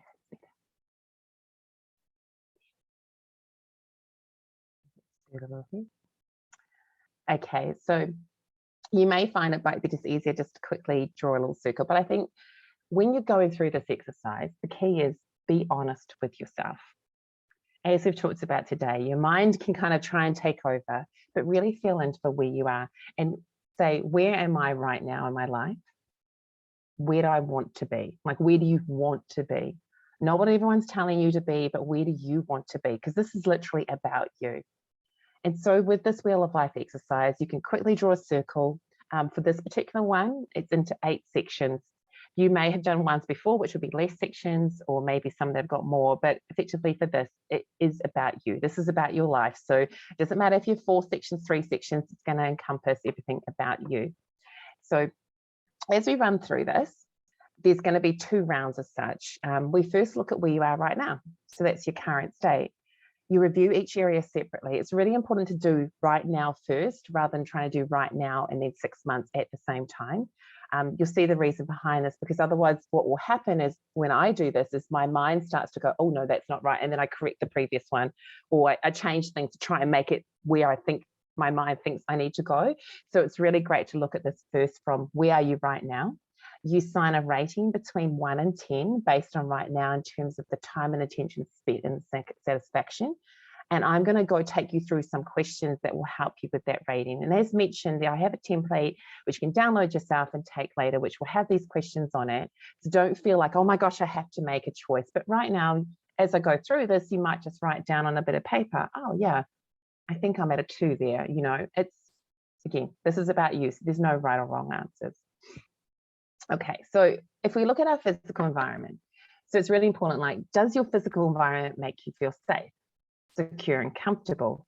You know, to what extent do you feel at home and derive pleasure from your physical environment? Like, do you walk into your physical environment as such and go, oh, I myself work from home. So for me, my physical environment, like if I assign a rating right now, I'm going to say it's at a 6 because it's a bit noisy outside sometimes. I have to move around, find a space with my family at home. It's not necessarily as ideal as I'd love it to be. But when I do get home, I do feel a sense of like balance. I do like where we're staying. I look at it from a point of view, you know, I'm very fortunate. I'm very grateful that we have a home. We've got our things. It's safe. It's secure, but it's not the most ideal. So I'm going to rate myself as a 6.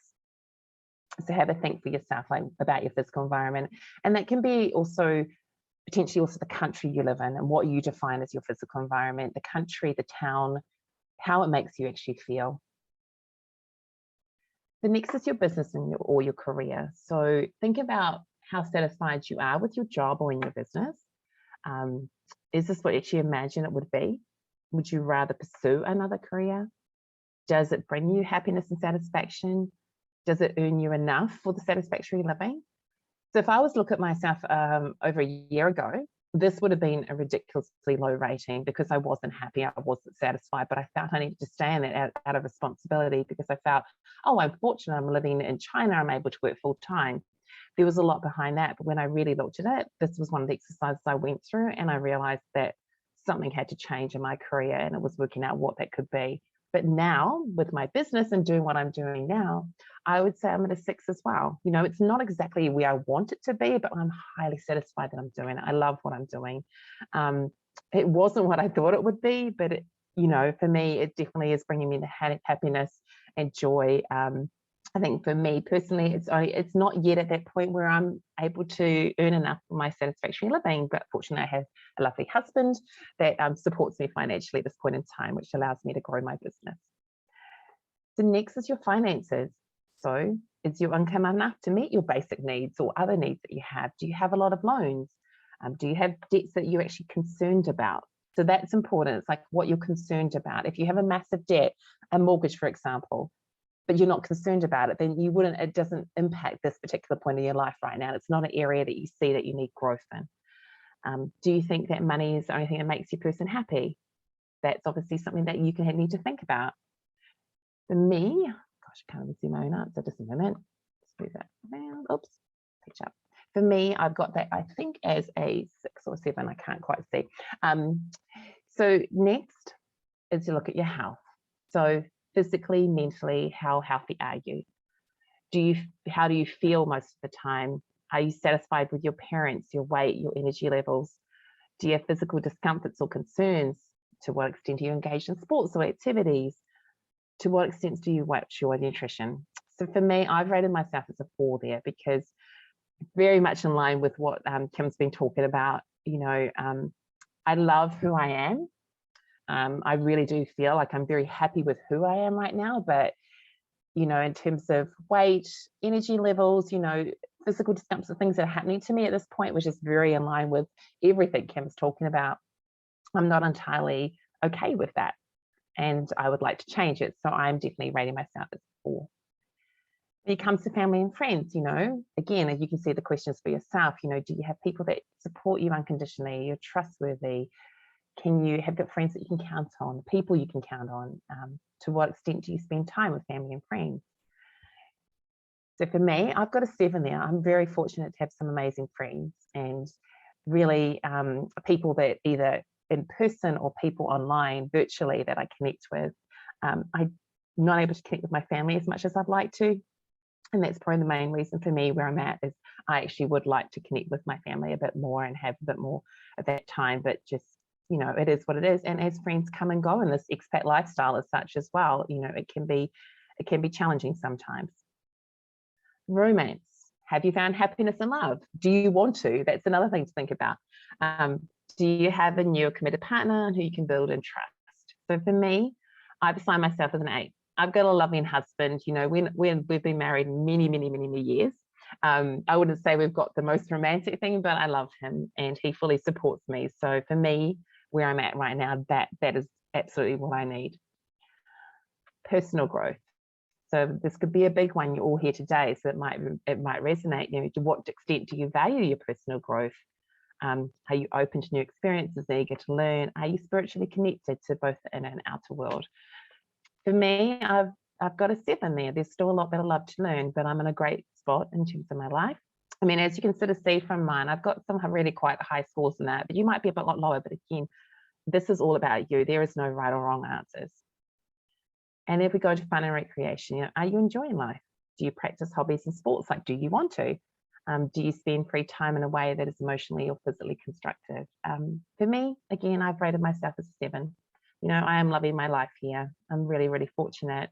The hobbies that I do and the sports I do, I don't have as much time for them sometimes, but I participate in that, right? So this is my example. So once you've got to that point, then you sort of put little crosses, you draw a little circle just to kind of make sure that you don't lose sight of it when you do the next round. But this is a real example that I did last night just to sort of show everybody, but this is how I'm actually feeling about my life right now. And then this will take us into round 2. So this is why it's important to do the round 1 first. So this is your future position. So I was sort of thinking for everyone, you can do 12 months, you can do longer, but I think, end of year is about 6 months from now, first week of December. So review each area of life and consider where you would like to be in 6 months' time. And so rate yourself between 1 and 10 again.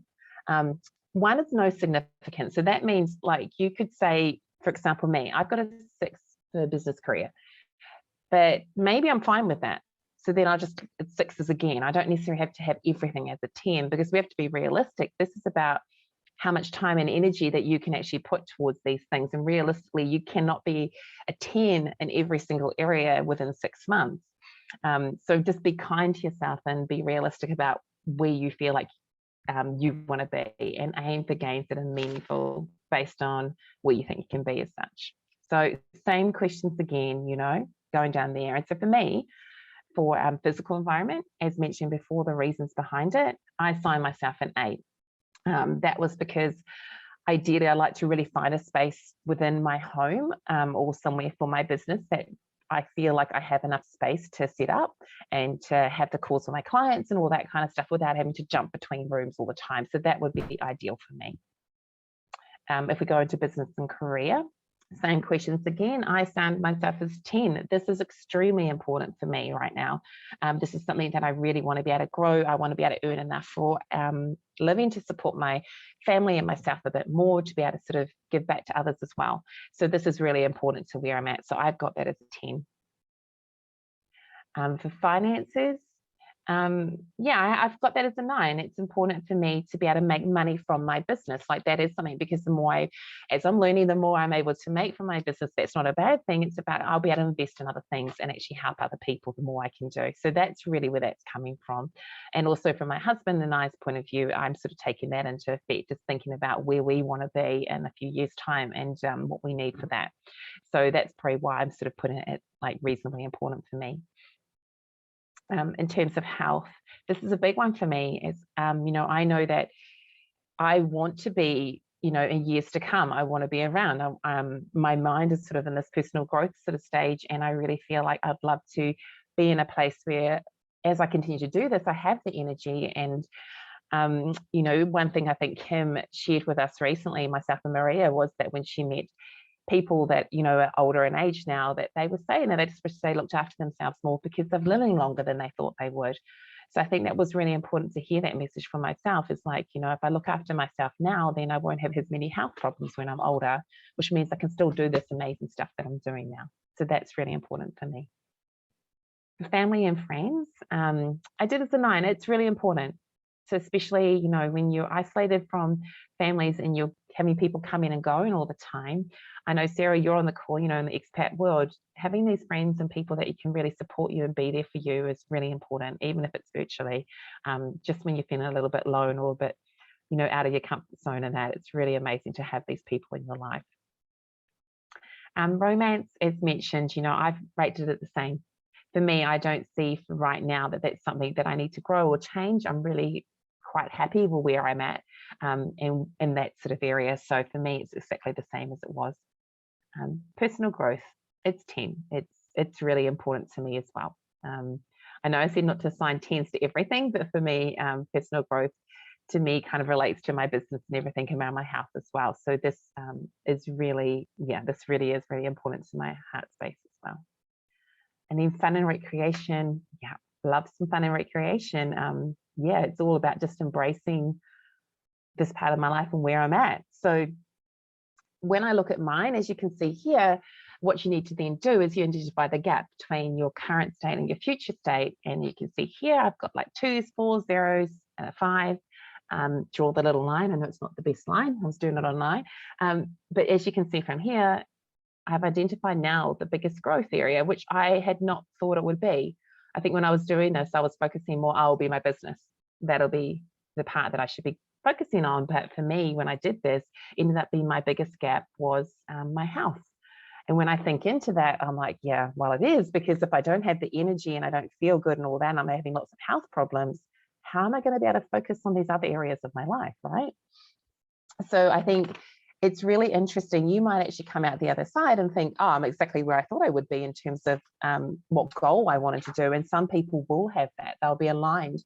Yep, this is the area I wanted to do. I'm aligned. Others will come out thinking, oh, gosh, I never realized that this was important. But I wanted to remind you here that just by choosing that one area, so for me, my one area is going to be my health. That doesn't mean that you're neglecting the other areas, because this is you. Like this whole round circle, and these areas are not separate. They're all related to each other. So you can imagine, as I was saying, if I focus on my health and start looking at things that can happen with my weight, my sugar cravings, all these kind of things, my other health issues, that is going to impact other parts of in a positive way. And that will happen. So it's really important to remember that you're not neglecting that. But what it allows you to do is really focus in on one particular area. And from that, you'll build some habits or set some goals around that, which will then, as you go through, you will see, you'll start to make changes. They'll start to just, indirectly or directly impact other areas. And that's what's really important. So that's all from me. I didn't want to speed through it too quickly, but yeah, it's a really useful tool. I would encourage you to download it. Maybe I went through a bit quickly. It's got everything on there for you. And yeah, you might be surprised at what you do get, but it really just creates a bit of an awareness around everything. And I think that's, to me, it's really key. And I think we always talk about awareness is the key to sort of find out where you want to go and really being honest with yourself. So thank you. Thank you, Caryn. That was absolutely beautiful. And I have used the Wheel of Life since 1998, every year on New Year's Eve. And it has been a steering, a recalibration tool for a very long time. I highly recommend downloading that and using that. Thanks for sharing. No, you're more than welcome.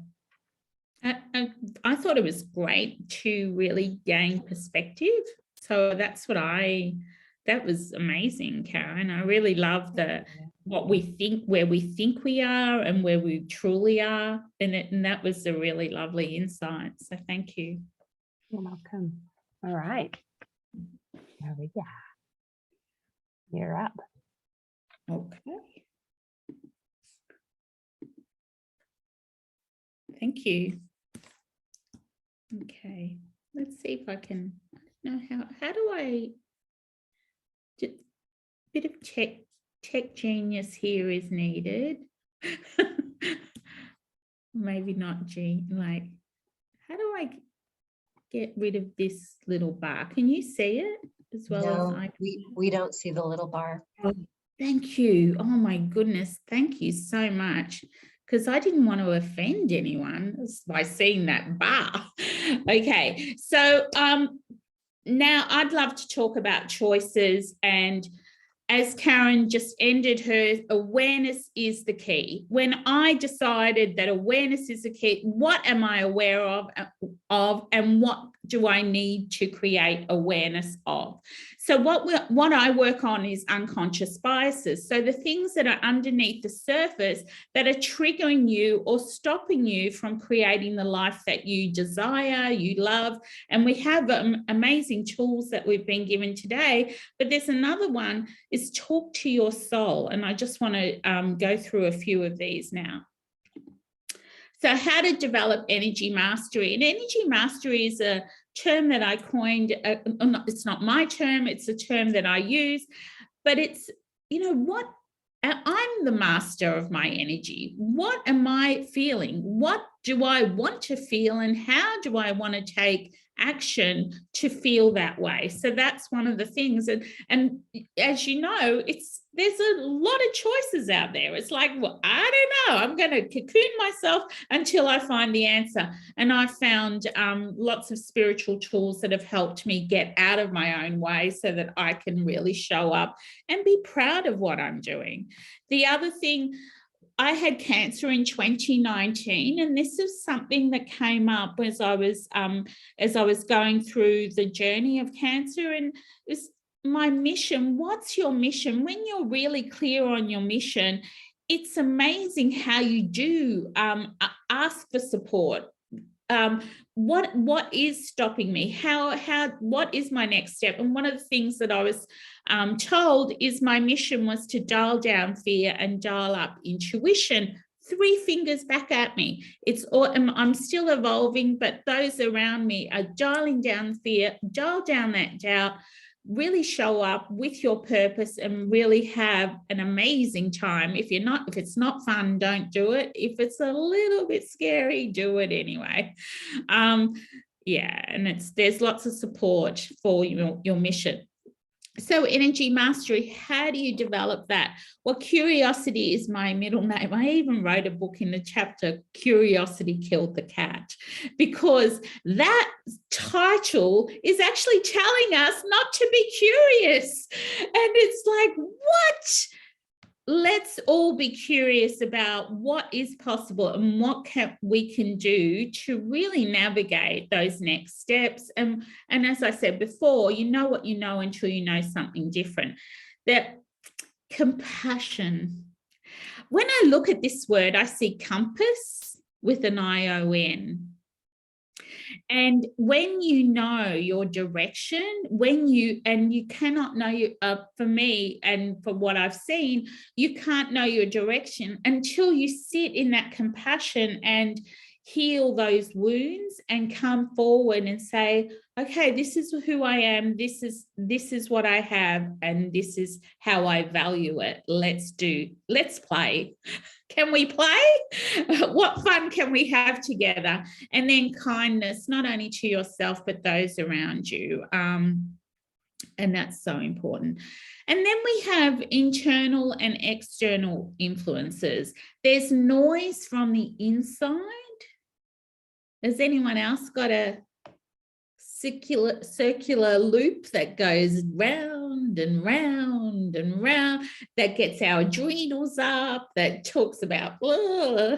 And then how do you break that pattern? How do you stop? One of the small things I used to do, where it was like, just put your hand up, stop. And that's sort of like, whoa, that works. Who told me that? And it's just a circuit breaker. It's a neurological circuit breaker for you. And then the other thing is, who am I listening to? And I have a lovely shamanic, the story of the 2 wolves, and I have it up on my wall. I'm just looking at it. And it's, who are you listening to? Do I have the little Muddy that's in my favor, or the little Muddy that's Debbie Dowder that talks louder? Which one's talking louder? So they're the internal influence, but the external influences are familial and societal narratives that sometimes are buried so deep that you think they're you, but they're not. They're actually influences from the outside in. And then this work was amazing when I discovered the work of Dr. Mario Martinez, and look him up. He coined, there's 3 karmic wounds that we all have and we all experience at different times. And they are shame, betrayal, and abandonment. So if you are ever triggered, tap into that. What I find is when I forget one of them, I'm in it. I cannot remember it. There's an unconscious bias there. There's something that's stopping me going forward. So that's some of that. The work, his work is great. I work with them and I see amazing involvement. And it's when you work on those wounds, it's not conscious. You actually just delete that attachment to the story that they create. Okay, so dial down fear and dial up intuition. What is your platform? What do you stand for? How do you share that? Is it important to share? That's another thing. There's choices.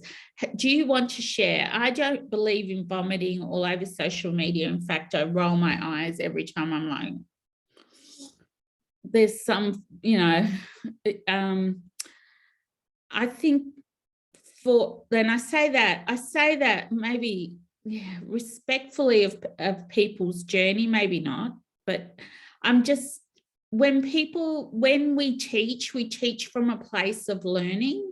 So that platform has to be solid. So am I solid in my learnings? So I've had learnings over the years. What do they mean? What are their ups and downs?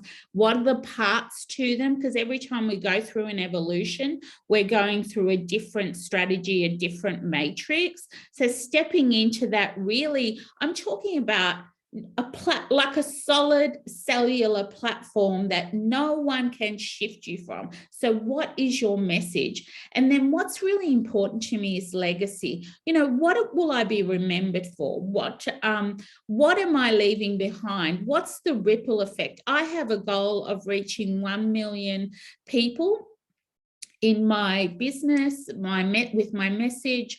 I'm up to about 500,000 now. So I'm well on my way. And the message is for the overarching is trust, and then do the work, light the candle, do your meditation, do your spiritual work, and really solidly concrete.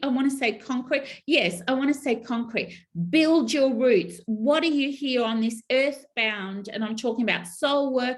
What are you here to do? And what is your legacy? And what will people remember you for? So that's always a good thing to reflect on. So what do you want to see in the world? So what do I want to see in the world? One is, let's bring the world closer.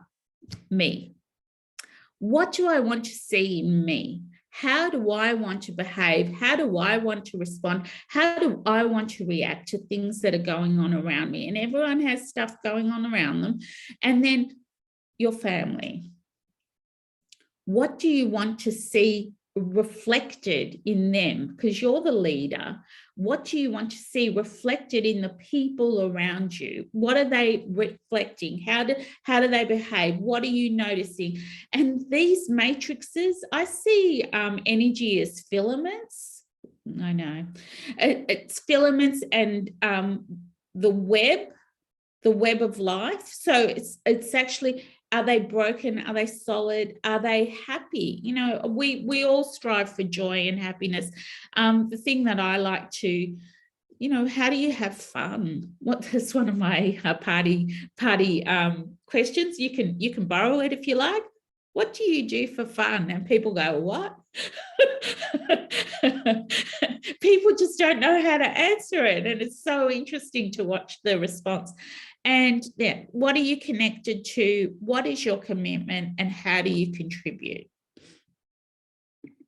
And these are some of the strategies I use to get to know your energy.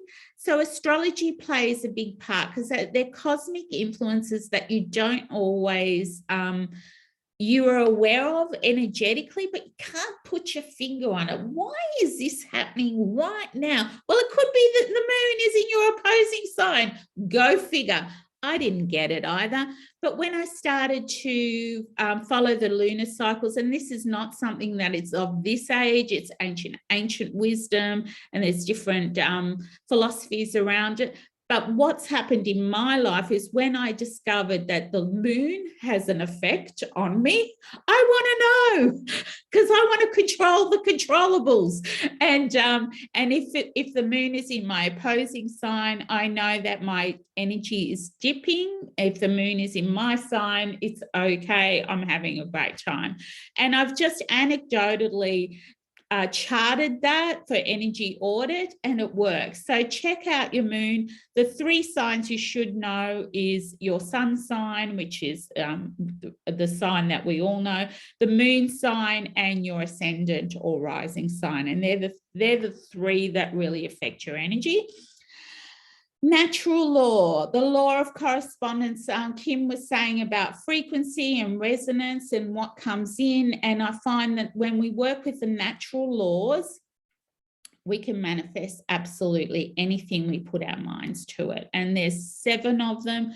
It's correspondence, it's, I haven't written them down, so I will put them in the chat, but it's correspondence is my main one. What is in my vicinity and how is it reflecting what I need? So what are my messages? What color am I seeing? How am I feeling? What part of my body is heavier? What sensibilities are ignited? There's the law of rhythm, the law of vibration, the law of cause and effect, the law of correspondence, the law of gender, the law of mentalism, and there's one more which I will put in the chat, but they're the ones that come to mind. And you know, are you in here, are you out there, where are you? That soul needs to be quietened, that mind needs to be quietened so we can hear the soul. Numerology is an interesting one because it's once I found out my life path number, and my life path number is a 3, and guess what? Today is a 3 day. So every day you can work out your numerology. But when you tap into there's different portals of the year, and numerology acts as portals. So portals to ascend or cross over a divide or do something different. And even it's an initiatory process. So for me, it just ignites a passion that says, oh my goodness, it's 11/11, or oh my goodness, it's the 1st of the 1st, and oh my goodness, it's 666. We had a 666 day on Monday, which was an interesting day energetically. So I tap into that. So today is a 3. If you know your life path number, you know more of your mission, your soul's mission. And I find that numerology can reveal a lot of your personality and archetypes. And I have spoken to numerologists to just do an energy audit. Well, when the day is your life path number, are you more energetic? Do you feel more confident? If it's not your life path number, what do I do for the other 8 days? But yeah, there's ways of working and revealing your unconscious biases. And these are just strategies that I use. And of course, we can't see in the dark. As much as I want to, I cannot see. It is very dark in the dark. There's no light. But when you work with a coach, and as we've seen with Kim and Caryn, it's just highlighting that nature that gives you that little bit of a spark and ignites a curiosity and an inquiry, a self-inquiry that motivates you to take the next steps. And yeah, that's gold. I've worked with strategists. Don't work with me. I've worked with business strategists because, you know, when I was in business, it was all about money, making money. How do I do that? But I needed to show up. I needed to express myself. I needed to feel into what my mission was. And once I've discovered that, working with spiritual mentors and other like-minded, heart-centered coaches, that's when my world opened up. And staying on mission is definitely something that I'm committed to. So that's my presentation. Thank you so much. Thank you so much, Maria. Caryn, anything to add? I wanted to ask, you mentioned the 3 karmic wounds. I had shame, abandonment. What was the third? Betrayal. Oh, yeah, okay. So can you see how when you're in, like, I'm not saying that you're in it, but you can, when I can't remember one of them. Oh, yeah, because Caryn and I have been talking about, yeah, so it's, they're good to actually have up, especially if you're feeling really triggered by something and you go, am I in shame, am I in betrayal, or am I in abandonment? And it'll help. You mentioned the life path number. Is that something through a numerologist you were able to discover what your life path number is, or was it something that you kept writing down a particular number all the time? No, you actually, the number you were born with, so it's your day. Yeah. So I was born on the 18th of the 2nd, so add those 2 up and add 1963 to them. I'm showing you my age. Anyway. And if you distill that down to one number, so keep adding it until you get to one number, and I'm a 3. So do you add, like, if I'm the 14th, say, do you add the 1 plus the 4? Yeah, so 14, 4, you were 1975. Yeah. So yeah, you can add 1 plus 4 plus 4 plus 1 plus 1 9. plus 9 plus 7 So plus 5. I would add 18 to 1975. So what's that? That's 3, 8, 9. So 1993. 1 plus 9 is 10. 9 plus 3 is 12. This is my math. So you're a life path 22, which is a remember that. And so you're down to a 4. So you're about home and heart. So you're yes. Cool. There you go. So it's linear, but it's like that's just my math.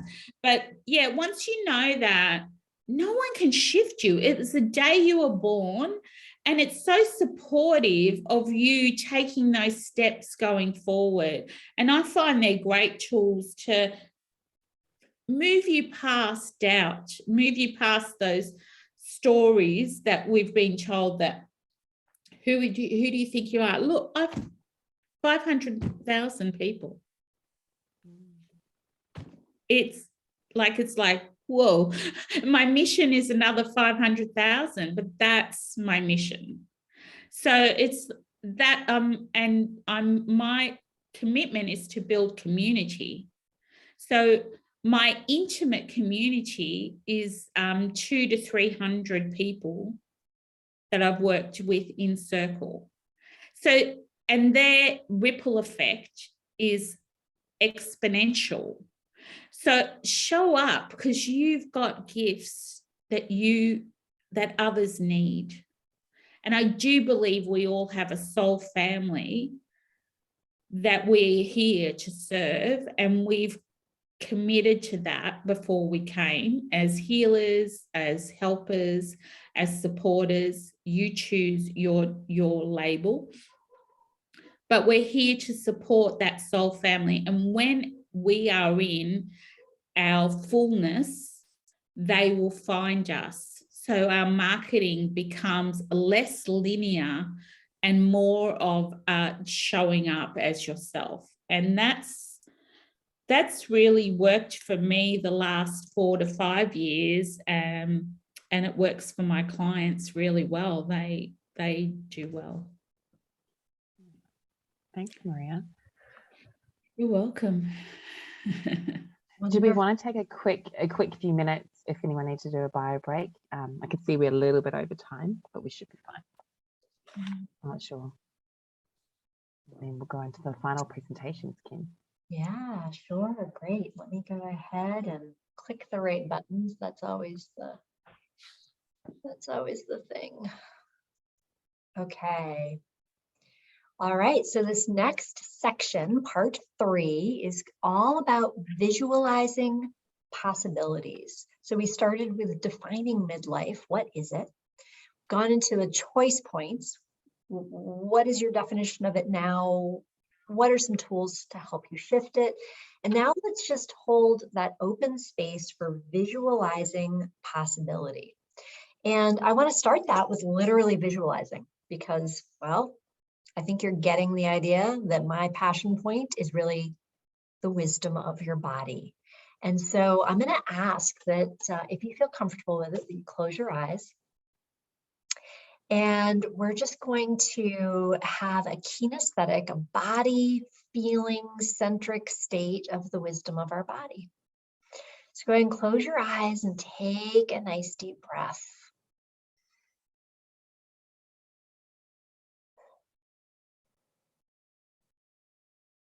And as you feel that breath, just become aware of the fact that you consciously thought about that breath. Go ahead and take another nice deep breath in and just witness yourself thinking about it. Breathe in.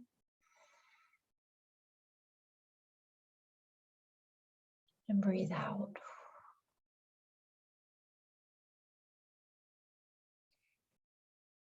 And now I would love for us to just hold space for the amount of times we breathe without thinking.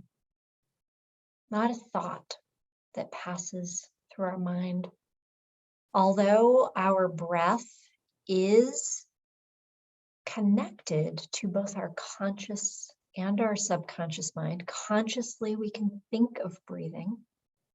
The majority of the time we are subconsciously breathing, and that subconscious part is the wisdom of our body. So I encourage you to just take a moment and say thank you. Thank you, body. Thank you, wisdom of my body, for without you, I would not survive the day. Thank you for caring for me in such simple and yet complex ways. Feel the beating of your heart. Notice it pounding in your chest. And just thank your heart. Thank you, heart, for beating every second of my life. Every second of my entire life. Transporting blood, nourishment, oxygen, without my having to ask. Thank you for doing without direction, for being, for existing, for knowing. And think about your liver detoxifying for you without being asked. And it does so despite the fact that we may ask it to detoxify a little too often based upon our lifestyle choices, the foods that we choose to indulge in. Thank you, liver, for not being bitter, for just doing, for being, for existing. Thank you for being wise enough to know exactly and precisely what I need.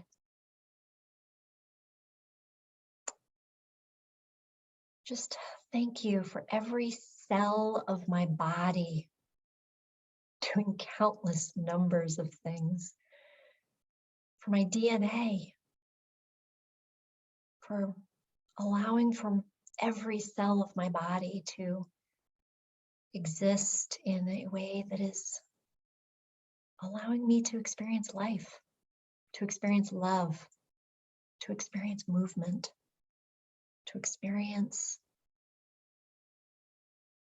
living within my purpose, to experience the blue sky of the day, to experience the feeling of the wind, to experience everything that I'm allowed to experience. Thank you, body, for doing all the things that you do, for responding, for finding balance.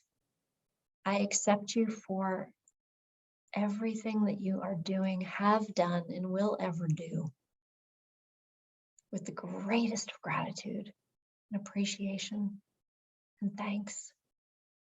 And I accept you even when there are moments of imperfection in my eyes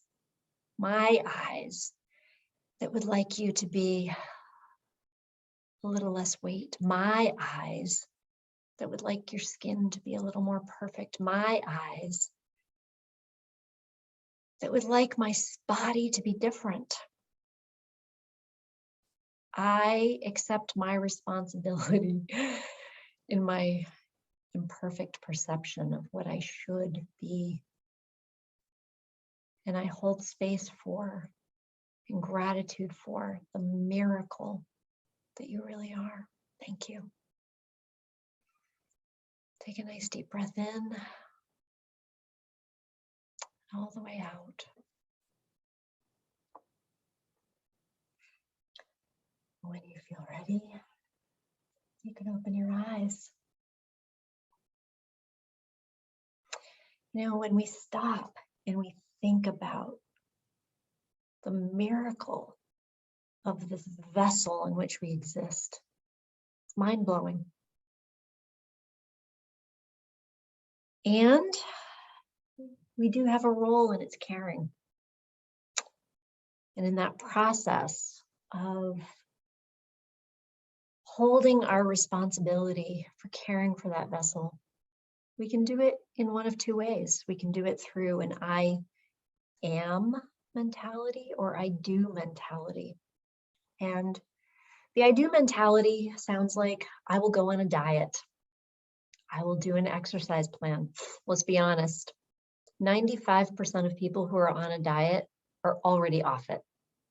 Statistics show 95% of people who are on doing a diet, quote unquote, fail, which I hate that word, but they are not receiving the results that they're looking for, which in an ideal scenario is optimized health, right?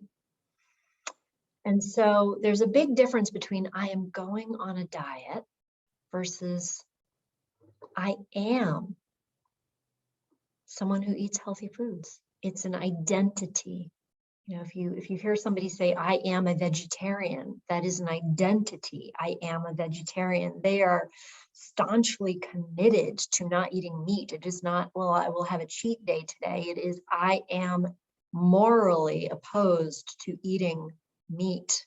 Therefore, I am not a person who eats meat. Therefore, I am committed to caring for my body in that way, right? It's an identity. So when I work with people, the first thing that I like to encourage people to do is to really decide and discover who they are versus what they want to do. And that's the quick fix diet mentality. What are you going to do? Well, what are you going to do today? It's very different than what are you going to do tomorrow, right? You can go on Google. I loved when Maria said, talk to your soul, right? The answers to things are usually closer to home than one might think, right? I like to say, talk to your body, your soul. They hold the answers, but we're trained to look outside of ourselves. We're trained to say, well, I'll ask Google of all things, or I'll ask the doctor, or I'll ask some authority outside of myself. But the reality is, my soul knows, my body knows, and if it's in alignment with my identity, it is a solid commitment. The yo-yo dieting culture of just doing something and trying something, it is at its core a disconnect from our own identity and a disconnect from listening to our body, listening to our soul. It is a byproduct of that. And I say that it's high time, much like Maria says, that we reconnect to that seat of authority, right? One of the ways that we can start doing that is holding space and gratitude for our body. Think about it. If you have a friend that holds great gratitude for you, do you want to talk to them more often than not? Do you want to surround yourself with them more often than not? Well, if your body was your friend, which I encourage you to think of it as such, if your body is your friend, how you treat it will evoke its willingness to communicate and partner with you, right? So if we hold thoughts of gratitude for our body and the miracle that it is more apt to partner with us and speak to us, and we're more apt to listen to it, quite honestly. So one of the things that I would like to offer to you is just to start simple.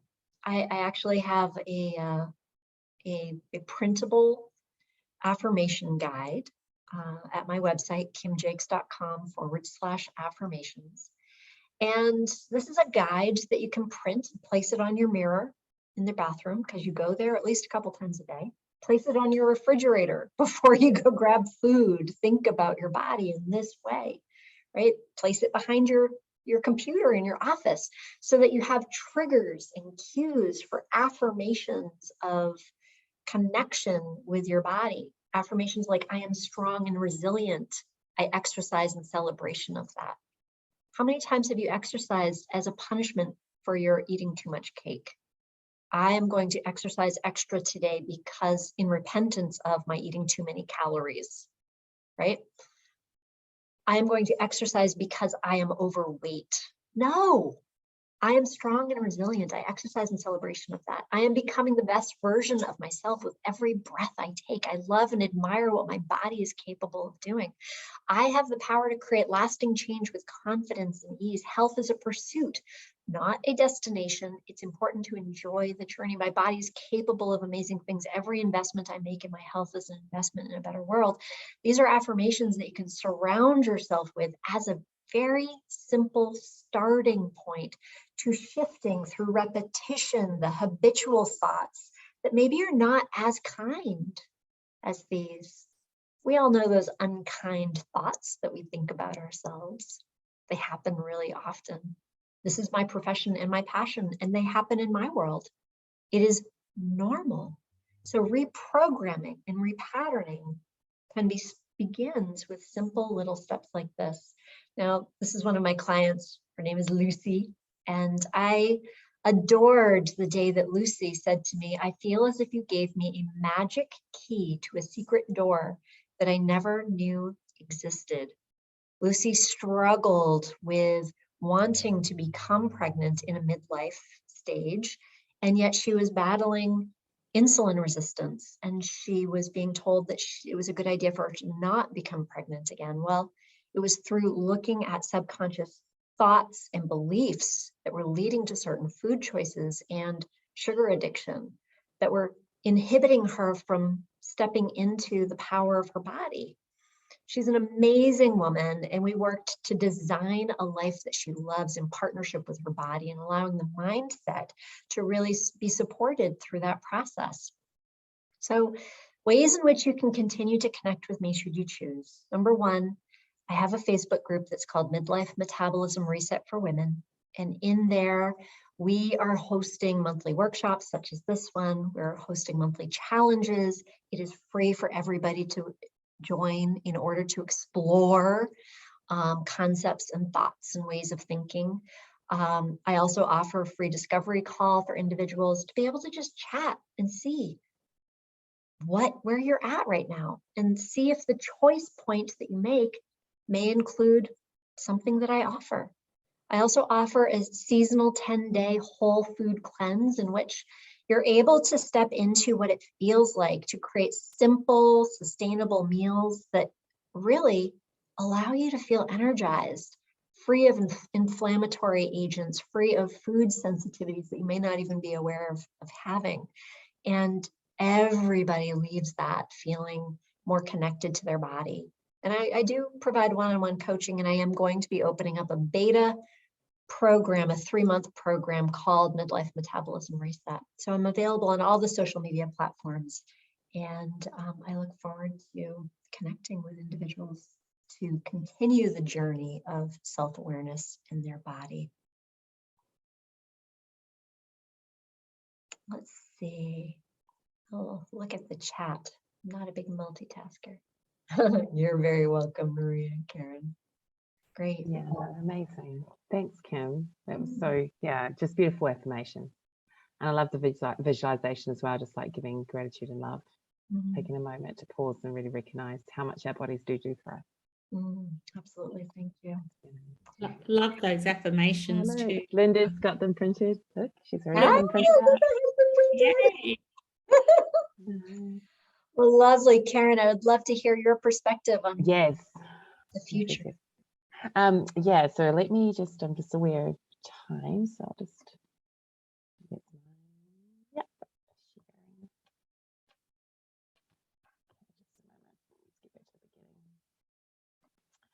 So mine is kind of like what we were just talking about before. It's about building habits to support your goal achievement.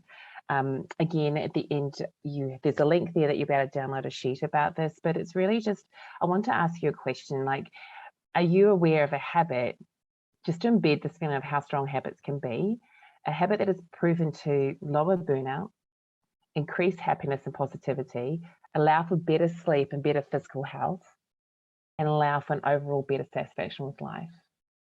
So this is gratitude. This is practicing gratitude. Maria has this amazing gratitude circle that she does once a month, and it's like half an hour of your time, but it's just, I've been practicing gratitude for at least almost 2 years now, I think, and it's as simple as saying I am grateful for. And it's amazing how I've seen this change the way that I view things when they happen to me. I had a little accident in the car, and the first thing I thought about was like, take a minute. Okay, I'm really grateful that no one was hurt. You know, and it's just using those words just really helps shift your perspective. And it's subtle, but it's just the way you feel, the way you react and respond to situations. It's just really powerful. So I just wanted to share with you to have that as a thinking point as such. So as a reflection as such, I just wanted to reflect on, you know, where you are right now in terms of, here's my little lovely drawing that I had before about my wheel of life. And did you have a chance to sort of think about, like, or identify an area of growth that has an opportunity for growth for you? And so, I mean, it's an opportunity now to kind of brainstorm and think, like, you know, what would you need to be doing to get to the 6-month rating? I mean, what would you have to change in your life right now? Could it be something like you need to, sorry, I just need to move my little thing. Is it about routines and morning and evenings? Is it looking, it's really what I want to focus on is more about the littlest things. So it's not saying, right, I need to change my entire life right now to get to where I want to be in 6 months. No, because if you do that, there'll be a New Year's resolution likely to fail after a couple of weeks, and it's not going to get anywhere. Exactly what Kim was sort of talking about, right? It's really just, you have to really feel into what it is. So for me, morning, evening routines do make a difference. Better on my morning routines, but there's like, what do you maybe need to change? You have to do that. It's looking at planning. Do you have to do more planning? To sit down and look at those things. Reflection. How do you like to reflect? Is it journaling? Is it talking about it? Is it recording yourself? You know, there's apps available for that kind of thing. It's just looking at everything in terms of, like, do you need to build more self-awareness? Is it looking at, like, removing some self-doubts, identifying what those are, really identifying what your fears and your limiting beliefs are? Do you need to upskill yourself? Do you need to find a hobby that you love? Do you need to join a group or something like that? So this is what it's sort of a time, you know, what do you think you need to do? Like, what's one little thing that you need to do right now that's going to allow you to get closer to where you, that 6-month rating was in your wheel of life as such in that specific area? And so the first key here is to really understand what is a habit. So when our brain comes across a problem, an issue, effectively what it's doing is going, okay, how do I resolve this, right? It looks for those cues, and then it goes, okay, what do I do now? So it says your habit, if you think about it, your habits are effectively a series of automatic solutions that solve these problems and stresses that you face regularly. So if you think about that, it's looking for a cue. And what then it does is once you actually start this habit, it becomes as easy as you knowing that if you brush your teeth in the morning, right, you just go there, or in the evening, that's going to reduce the amount of tooth decay you have. And the idea you have to go to the dentist, which I personally do not like. So what it does when you create this habit, it removes the trial and error stage and just goes straight to actually this routine or whatever it might be. So for me, I have this out of habit. I have the mall is the same direction as my kids' school. So I tend to find myself driving to the school in the morning when I'm planning to go to the mall. That's just out of habit because I've created that over 6 months of driving my kids to school almost every morning and picking them up. So it effectively is like autopilot, all those things that you do on autopilot. And it's really understanding that that's what it is, a habit. And what we're building here is coming up to the point where your brain just doesn't have to use as much brain power. It decreases the activity because it just knows, here's the cue. I have this problem. I have this issue. This is what I need to do to resolve it, to get to that reward as such. So this here is a 6-step system. So the reason why I'm encouraging you to sort of follow this is because you can come up with something right now. You can say, I want to do a habit and I want to build it. But what tends to happen if you don't follow this 6-step system is that you haven't embedded it enough, already thought through everything about it, and there'll be some sort of obstacle that you haven't thought of potentially that will come up and you won't know how to address it.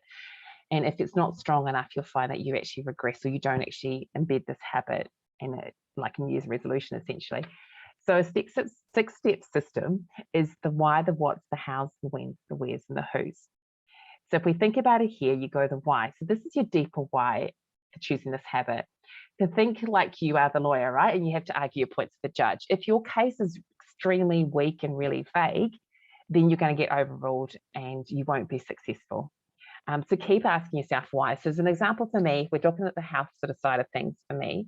I want to eat more healthy, but why? So I was like, okay, why? Okay, I want to lose some weight. Why? I want to live longer, ideally. I don't want to have lots of health problems. And then it was like, but why? And when I thought about it, it was like, I want to be around long enough to see my kids grow up, spend time with my husband, grow old, do all these amazing things. I want to align my mind and my healthy mind with the health of my body, so I have lots of energy and that kind of stuff. And I don't want to have to tell my kids that I've become unwell or I have something wrong with me. And I knew now that I could have done something about that. So if you think about that in comparison to saying I want to eat healthy, to that deeper why of wanting to be around long enough, not to have that being the reason why I no longer here or whatever it might be, having to tell my kids, you can see how that's a lot stronger. So for me, that was really important. The next is the what. So what is the actual habit that you're trying to build? Be specific as possible to provide some clarity. So if I say I just want to eat healthy, it's like, what exactly do I define as healthy foods? Like I could have a different, what one person says as healthy foods may not be something that I like to eat or may not be actually healthy for me and my body. So it's really defining, what does that look like? What's unhealthy? Like what exactly do I want to do with that? Like I want to eat healthy foods in the morning, the evening, the night, whatever it might be, but being as specific as possible. What's the actual habit that I want to actually do? And then it's, how am I going to do that particular habit, being specific. So one thing I think Maria spoke about at the beginning was like, why isn't she planning her foods or her meals and stuff? And that's exactly it. So how am I going to do this? Am I going to join a program? Am I going to get a coach? Am I going to get like a personal trainer, someone to help me out with this so that I've got more support? Like, how am I actually going to do this? Am I going to allow time for when I'm going to plan for my meals? Where I'm going to buy it? Really thinking through and really writing that all down about how. The when and the where is, when and where. So when I talked about before about thinking about when you're going to have, for me, eating healthily, your brain will lock onto patterns, lock onto certain things and create patterns. So if I'm saying, Mondays I'm having healthy breakfast, Tuesdays I'm doing a healthy dinner, but then the Wednesday maybe a lunch, you can see how that becomes quite overwhelming and it's not consistent enough that my brain's not going to lock onto it and figure out that pattern and go, okay, every breakfast, Caryn is going to be eating healthy, and this becomes the habit. So it's really having some consistency around that and thinking about, when and where I'm going to do this. Is it going to be Monday to Fridays? Is it going to be all breakfast, lunch, and dinners, or just breakfast and dinners? But just having some sort of consistency about when and where, how I'm going to do that. And then lastly is, who am I going to do this with? other than myself, who's holding me accountable. I find for myself, telling someone about it, sharing it with close friends, family, just helps me really hold myself more accountable. And obviously doing it with someone else is even better, depending on whatever her habit is. Like, just hold each other accountable. Lots of coaches in my community, we hold each other accountable by just turning up and just sending each other an email on a Sunday of what we're going to do. And it's not so much about if we aren't able to do it, then looking at that thing and going, okay, what happened? Sometimes people have put in place such things as like, I'm going to pay you $100 if I don't do this thing, or I'm going to buy you a coffee, or I'm going to buy you lunch, or something like that. So you can come up with creative ways. It's going to, yourself that you do not want to give that thing up. If this happens, some people decide to give up coffee for a week if they don't achieve. Like, I've had lots of things that happen that just really drive you to kind of build that consistency and start to build that habit, so then your brain picks up on that cue and you're no longer in that trial and error stage anymore. You're just immediately going to, brushing your teeth after a meal or after breakfast or whatever to remove the tooth decay. So the last thing I wanted to share with you, I mentioned it before, is about multitasking and single tasking. So it really is thinking about, I love a good multitasking. I love to jump between things, but think about the time and attention and energy when it's divided across several different things. I've been there when I was like, I can do all these habits, I can create them, I can get started. And I went ahead and with 3-4 different habits all at the same time. And yeah, they pretty much, I end up coming back and starting again. Really focus on the productivity. The formula is time, attention, and energy. Imagine if you're focusing your time, attention, energy on one specific habit. Again, like the wheel of life, you're not neglecting everything. You're just focusing on one particular habit. You get that going. As it starts to be embedded, then you can start to add a little bit more on, and just be aware of that. The single tasking is so much more effective and productive. And I have a belief that it's not, and I'm working through that, but just trust me, I know from what I've been through myself, and you will no doubt try it as well. You'll try and do several at a time, and you'll end up in the same place that I ended up in, which was realizing that I need to go back to just focusing my time, attention, energy on one thing. So yeah, then that's it. It's like, habits, understanding what a habit is. There's lots of books and literature around it. You can probably Google all that stuff too. Do follow a system of some sort. Really, the six-step system really helps me in focusing on adopting single tasking as such. So for me, this is my link tree. I've got 3 different things you can download. I have a Facebook group that I'm rebuilding at the moment, and obviously I'm happy to have a chat with anyone about just that. But within the Facebook group, if you want to be held accountable, I can help you with that with habits. But I do encourage you to download the worksheets from today and take a moment. This is the little QR code. I'm really happy with that I created this. So you can scan it on your mobile, and then you can go straight to my link tree. And yeah, I just want to say how grateful I am for everybody that's turned up today, watching the replay, etc. This has just been a really special time today to share with all of you. So thank you. I hope I wasn't too fast. I was just aware of time. That was fantastic. We have run out of time. We've got 2 minutes. I did have a profound karmic vow removal, which I am open to anyone that would like to go through it. I want to, and we've had so many wonderful opportunities to pique our curiosity and tap into some maybe unconscious or waking up some part of us. So thank you to Caryn and Kim, and I hope I've given you value too.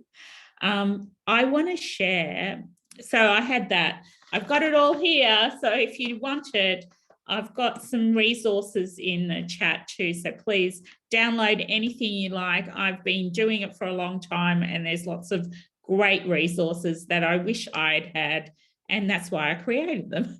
So thank you so much.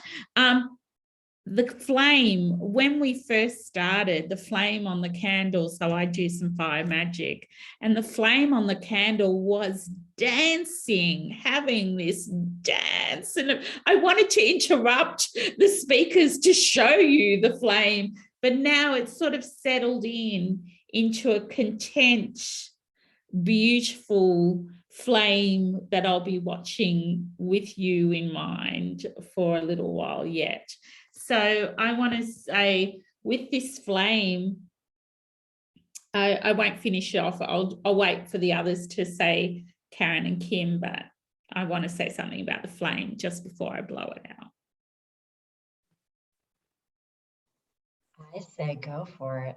Yeah. Oh, okay. So with this flame, may it light your path going forward,